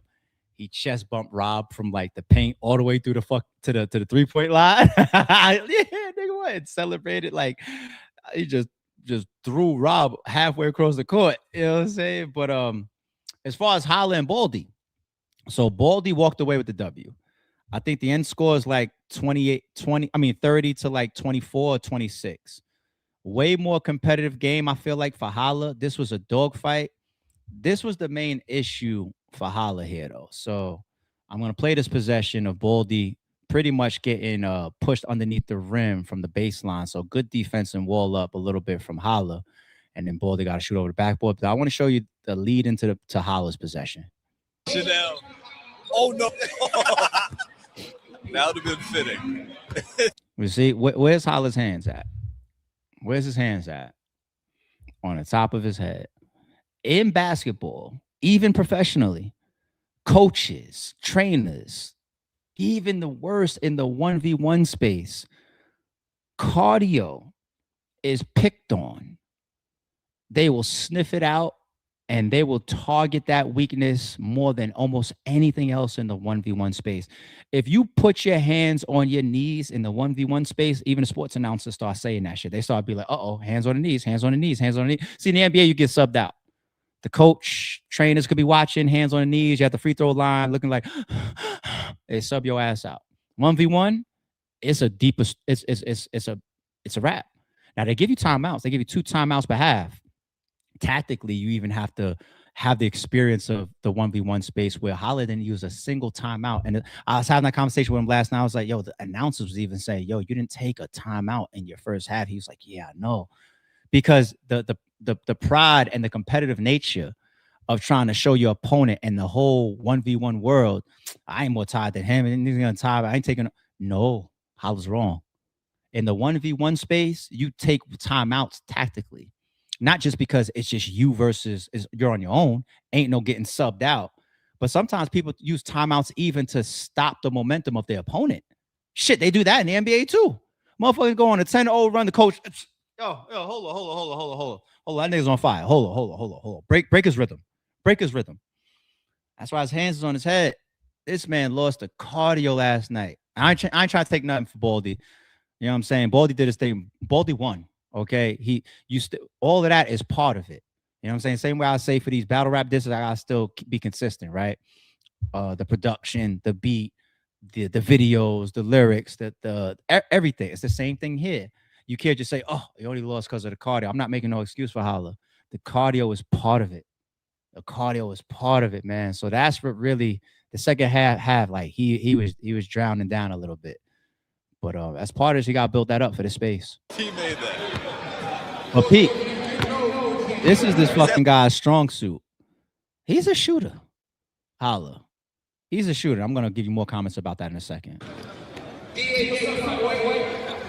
Hitman needs to run just to pull up again. And he got it. That video is calculated. That's money. See, the sports announcers were saying the same thing the whole night. They was like, yo, his mid-range and his jump, like he's a shooter. Holla could shoot. I don't know why he couldn't beat me when we were shooting, but he's a shooter for real. And that's my critique for Holla as well, not just the cardio, which is the most obvious piece of getting to that next level of your endurance and your wind. But Holla's, he's got to add more depth now because these guys, they adjust so much and they'll start to pinpoint that. Like his 2 to 3 dribble, get into his spot, pull up midi, that's his bread and butter right now. But Holla's got to add more. He's got to bring out his hand. He could dribble. He's got in this space, even though it's a 4 dribble limit, you still got a lot of people the hang dribble becomes a big thing in the 1v1 space because it open. When you see these guys getting checked up, even at half court, and you ask yourself, they're allowing themselves to take the ball at half court and they're under a 4 dribble limit. Yet you see some of them into their layup after 1 dribble, two dribbles, right? How did you open that up for yourself? You know, it's the jabbing. I see my lights flickering a little bit. If my internet drops or my power drops, I'll be back ASAP. Hopefully, y'all. My power's flickering a little bit. Hey, go that weather. But you open that up from the jabbing, right? That's a big piece of your arsenal. The jab stepping in 1v1. You open that up from your hang dribble. Boom. You hang, because they're not calling that over there. Hang into your dribble, either cross or then shoot forward or right into your hang into your pull up. He has those things as arsenal. He's got to use them. He's got to open up more weapons so that, you know, if you could score 16 on Moon and then like 24-26 in your second game in a space like this off of, you know, good defense, getting to your shots, your jump shot, your midi. Once he adds the rest of this stuff, you're going to be that much more dangerous. So I don't got all over Lamar coming up. That's going to be tough, but he's got another one coming up that he should take. So strong improvements. But we got to get in the lab. We got some areas to add to and some areas to enhance. That cardio got to be enhanced. So shout out to Holla, man. Good fight, tough work. You went to war. I ain't doing it, so I give you the credit. I ain't doing it. I'm too old for that shit. All right, quick update on Nicki. Since we've been covering this. I'm not even gonna play all the footage just in case these fucking power goes out. I'm not gonna do too much for the rest of the stream. We're gonna move a little bit faster. I didn't expect her to lose her crib. I didn't understand it. We had those takes like 2, 3, 4 times, right? Nicki Minaj pays $500,000 judgment at last minute to stop forced sale of $20 million mansion following security guards assault lawsuit, yada, yada, yada, yada, yada. So what this really is now, people, what we could take away is probably under even legal advisement. She better, right? Of course, this wasn't just her being arrogant. I got to give her that. As much as I don't like her these days, this wasn't her. This wasn't arrogance. This was tactical. She had the $500,000. She had it sitting and waiting this whole time. And you wait to the last minute because if that's the worst case scenario that you're already willing to deal with, you might as well try your hand. The trying of your hand is, will this continue to go forward? Will the judge allow the sale of my house? And all the process that's been happening over the last months and up to the last week and a half. They're sitting back and they're watching that. And they're saying, if we have to pay, we will wait to the last minute and then we will do so. If not, you never know. Something might swing our way and maybe we have to pay less. Maybe we don't have to pay at all. Maybe we win. So that's what it was. You get down to the very, very last second and you push the button because there's no way Nicki Minaj, as high of a celebrity as she is, all the money that she makes, all the high power friends that she has, she loses a $20 million mortgage or house over $500,000. I wish I can say that. But she has it and she paid it. Okay. Oh, we're done. Right before this is when I said in the intro, I got a question for the fathers. Not my bad, not just fathers, the parents. That's what I said. The parents, mothers and fathers. So there's a new trend going on. And I need to learn from y'all, maybe. Or some of y'all might be seeing this for the first time and learning with me. I don't know. But it's called the Zesty Sturdy. We know what the Sturdy is. The dance that came out of especially New York drill. You know, spinning around on the floor and all that, and the kicking, and the pop smoking and all that. Some of that shit, I jokingly bust some of the moves my damn self. My son, I ain't teach him none of that shit. He ain't get none of that from me. I seen him doing the skip around on the floor shit before. I'm like, where you get that? From school, being around his friends, being of the world. You know, we got to pay attention. We got to keep our eyes on it. But there's now something called the Zesty Sturdy. Now, I've seen it on Instagram before. You scroll and you see some of these clips with YouTube as well. I've seen it. But I literally thought the people that were doing it were homosexual, which is totally fine. Because the mannerisms of it is that of typically a homosexual, right? Once again, not a problem there.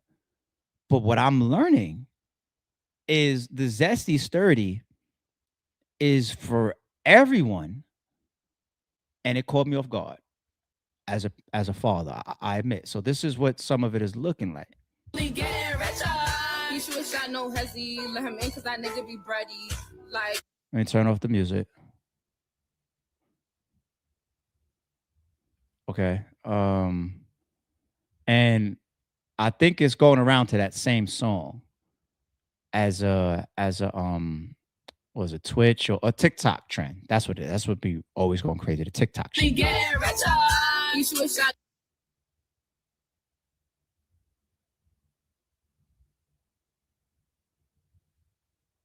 Whoa, I didn't mean to play that piece. Oh my God. The slapping of their asses and yo, chat, man. I gotta say it. I gotta say it. I didn't think I was gonna say it, but I gotta say it. I'm gonna say it.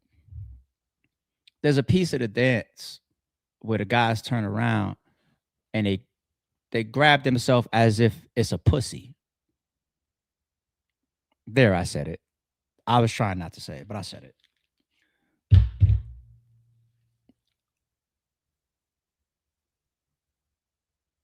As a parent out there, people, if you are uncomfortable with this, watch your children. These trends, they start going around by the millions. The millions. Remember, there was a Tide. There was like a Tide drop trend. The little Tide drops that you put in your washing machine. There was a trend of eating them. There was set yourself on fire trends.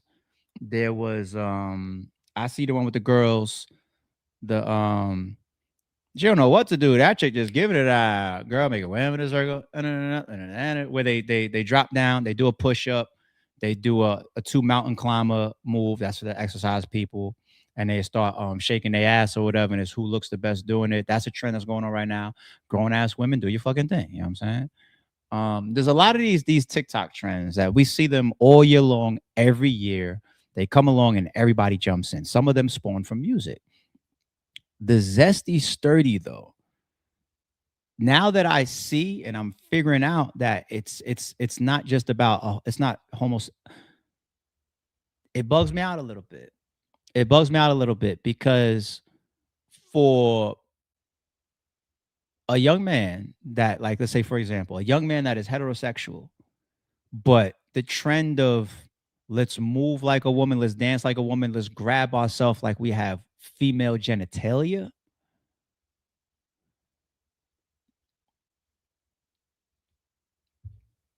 If you don't want your child to participate in that type of trend, people, we have to be aware of this.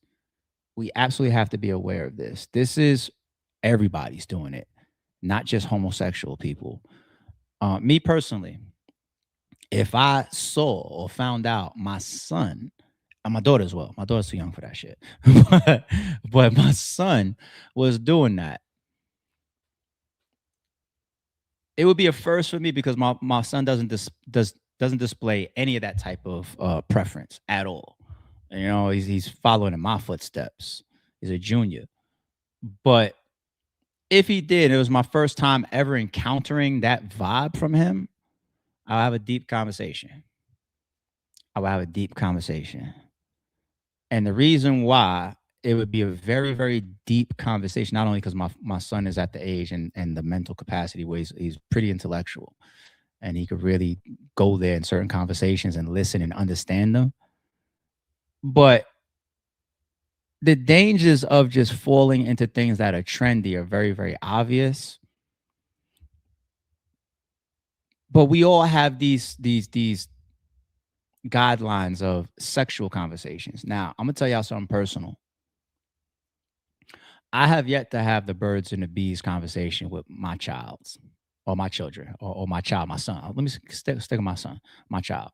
I haven't had that conversation. The boys in the hood. So tell me what you know about sex. I don't know. Take a girl, stick my thing. I haven't had that conversation yet. It's bugged out that always becomes a little bit more of the toughest conversation for a parent to first have, I guess. I done had some very deep conversations with both my children, especially my son, because he's a little older than my daughter. But that one I still haven't done yet I know that he knows about sex, whether from TV, probably from his friends that they have little fresh moments, they laugh, they joke, or whatever. He's just up because I put myself in his shoes about what I knew outside of my parents at his age. I was way, way more into shit than my parents knew at the same age my son is now. So I'm not naive, but I haven't had the conversation, and maybe I need to. Maybe it's time, but it coincides with sexuality. So I would have that deep conversation like, do you understand that these type of movements they're not universal within many common practices? Like my household does not practice that. And shout out to those that do. I'm trying to be respectful and gentle here. And because we don't practice that, I need you to understand that that's a trend. That's the internet. We need to have this conversation in chapters. We need to talk about sexuality. We need to talk about things that women do, how they touch themselves, whereas it's not as acceptable for a man to do. Like, I didn't think I was gonna land on a clip where he grabbed himself, but that's what I'm saying, y'all. Like, it's happening out there. It's happening out there. And maybe y'all knew before that I knew. I don't know. There we go. Wow, ARP. I never had it with both my. Okay, so I'm not the only one. Yeah, that was a personal one. You know what I'm saying? Nah, I ain't gonna do it today. We're gonna enjoy the games and chill out. And you know what it is right now? I'm being real. I'm being personal. I guess a lot of the comfort that I have is, as a man, we look for elements within boys. I did it very early, based on what you want. I wanted another me. Like, I want you to grow up like me. You know what I'm saying? So you watch certain things like mannerisms, and some of it is your own genetics that you can't change.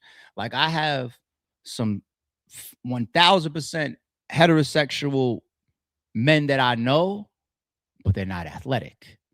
When I say athletic, I mean like a type of guy that could play any sport, adapt. I'm not saying you could be great at it or professional, but you could do anything.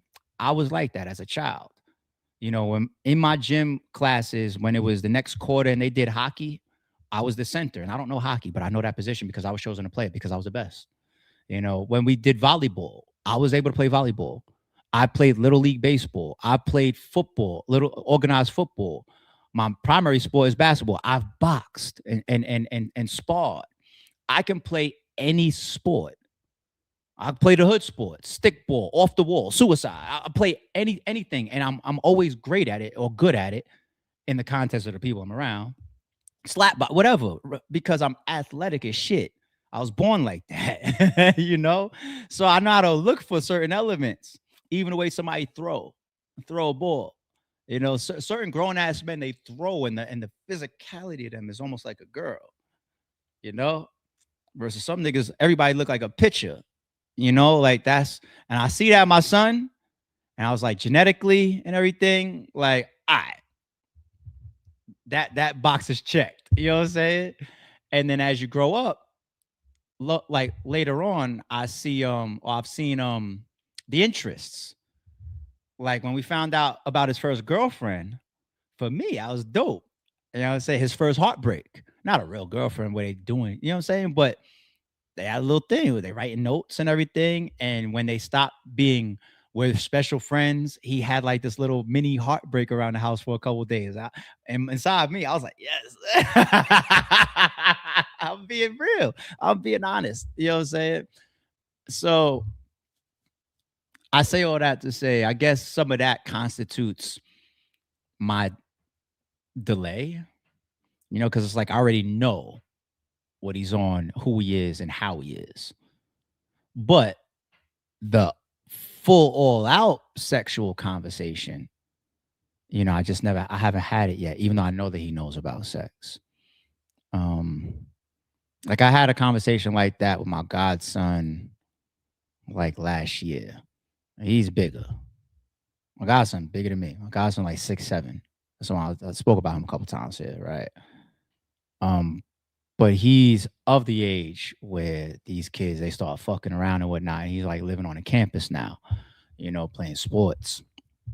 So the conversation I had with him was just about the dangers, because I know what it's like to be in college or to be out of the house for the first time, away from your guardians or people that set rule. And now here I am living on this college campus on my own as a young man with a bunch of women around, running around. It's just like, that's how people end up with kids like this in college, and sometimes even high school, but definitely college years. And you run around with your head cut off. Like, the priority is the partying and shit. Some of y'all focus on academics first priority. I didn't.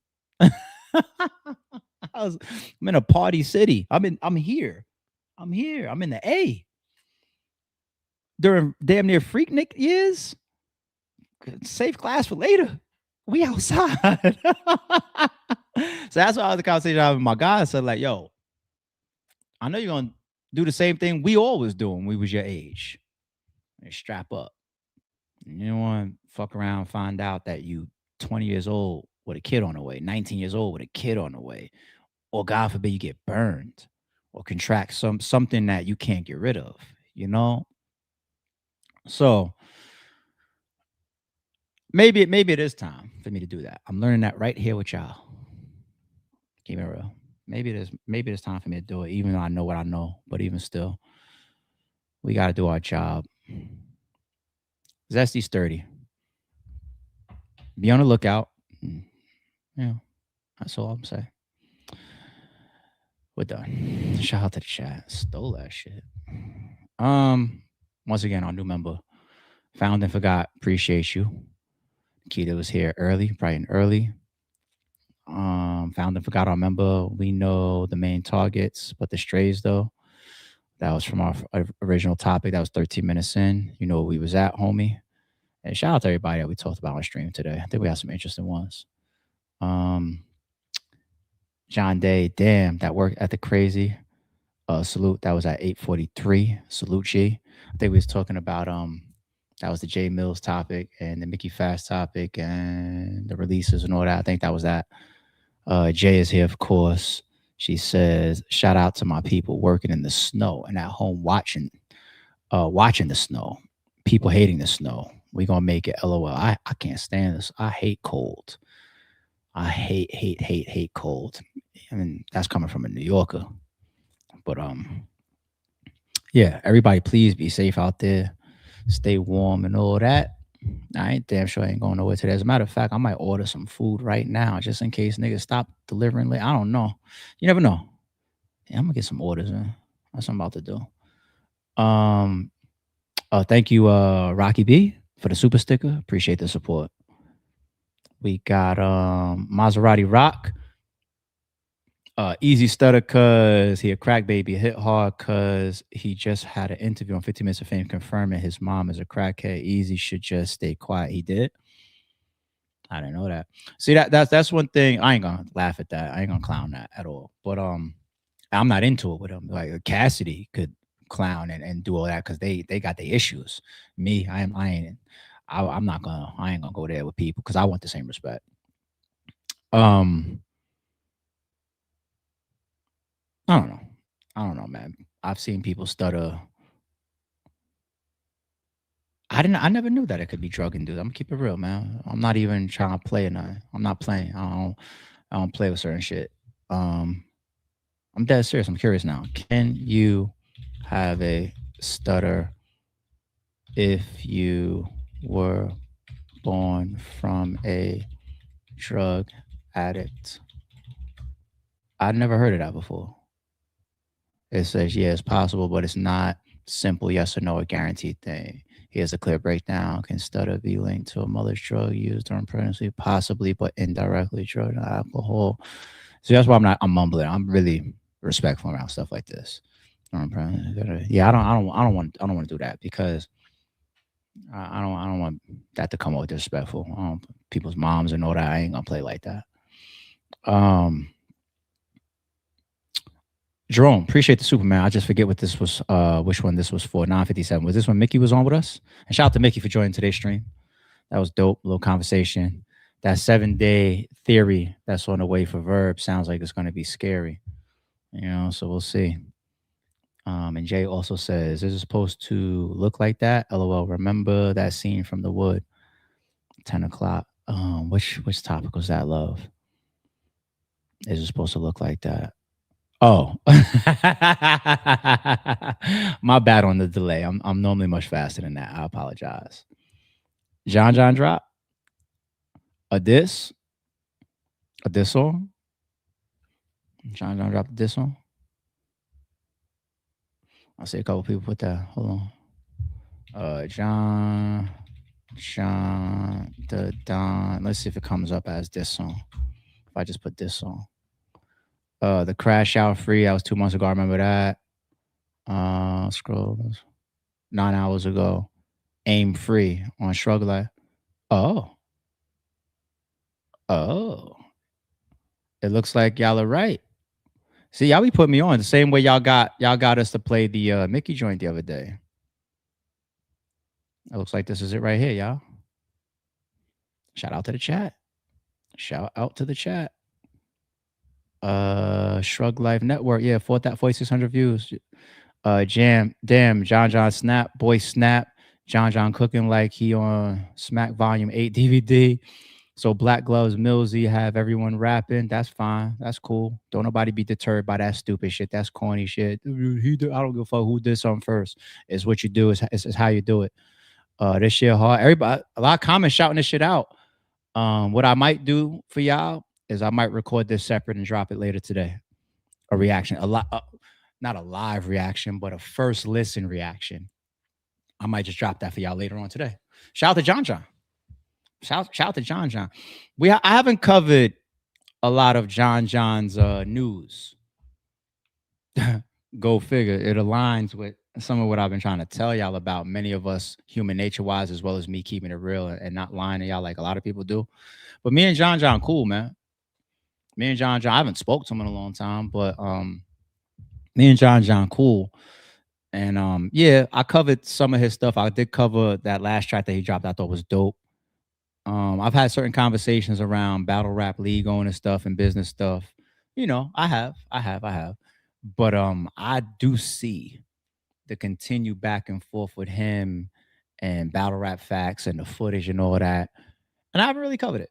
Y'all see that, right? Like I've been leaving it alone. I don't even know like today fresh update because it felt like it's been so long and so much back and forth about it. I'm just like, I don't know. I'm not even sure of how much investment makes sense in that situation about footage from both sides at this point. Like, I don't know. I don't know. But this diss track right here, I'm going to assume Aim Free. I'm definitely going to assume that he's got bars in here for battle rap facts because they got their little back and forth, right? Look at all these fire emojis. Yeah, I'm gonna do this separate. Shout out to John, man. Shout out to John. All right. Only because I'm ready to get out of here. I'm about to hit this gym, and then I'm gonna order some food so I can stock up in case nobody want to deliver later on tonight. I got a little bit of office work to get done, and then what's the first game? 3 o'clock.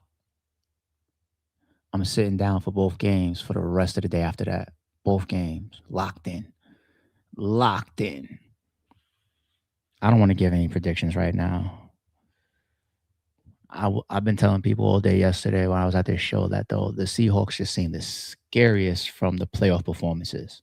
But I don't have any more personal investment in who's left. But these games are still big, so we'll see. All right, everybody stay safe. Stay warm. Enjoy the games. Keep your eyes on the channel. More content will be dropping today. But as far as live, I'll see y'all tomorrow. As long as my fucking electricity is on. We out. Don't confuse silence with work ethic. I'm a boss making decisions, my first fetish. The verse cherished is perfect, that's a reverse blemish. I dropped it, connected the block, learn Tetris. This is the Sorry True Podcast. Welcome to the house of. And shout out to the members. Without my thing, still got a gun.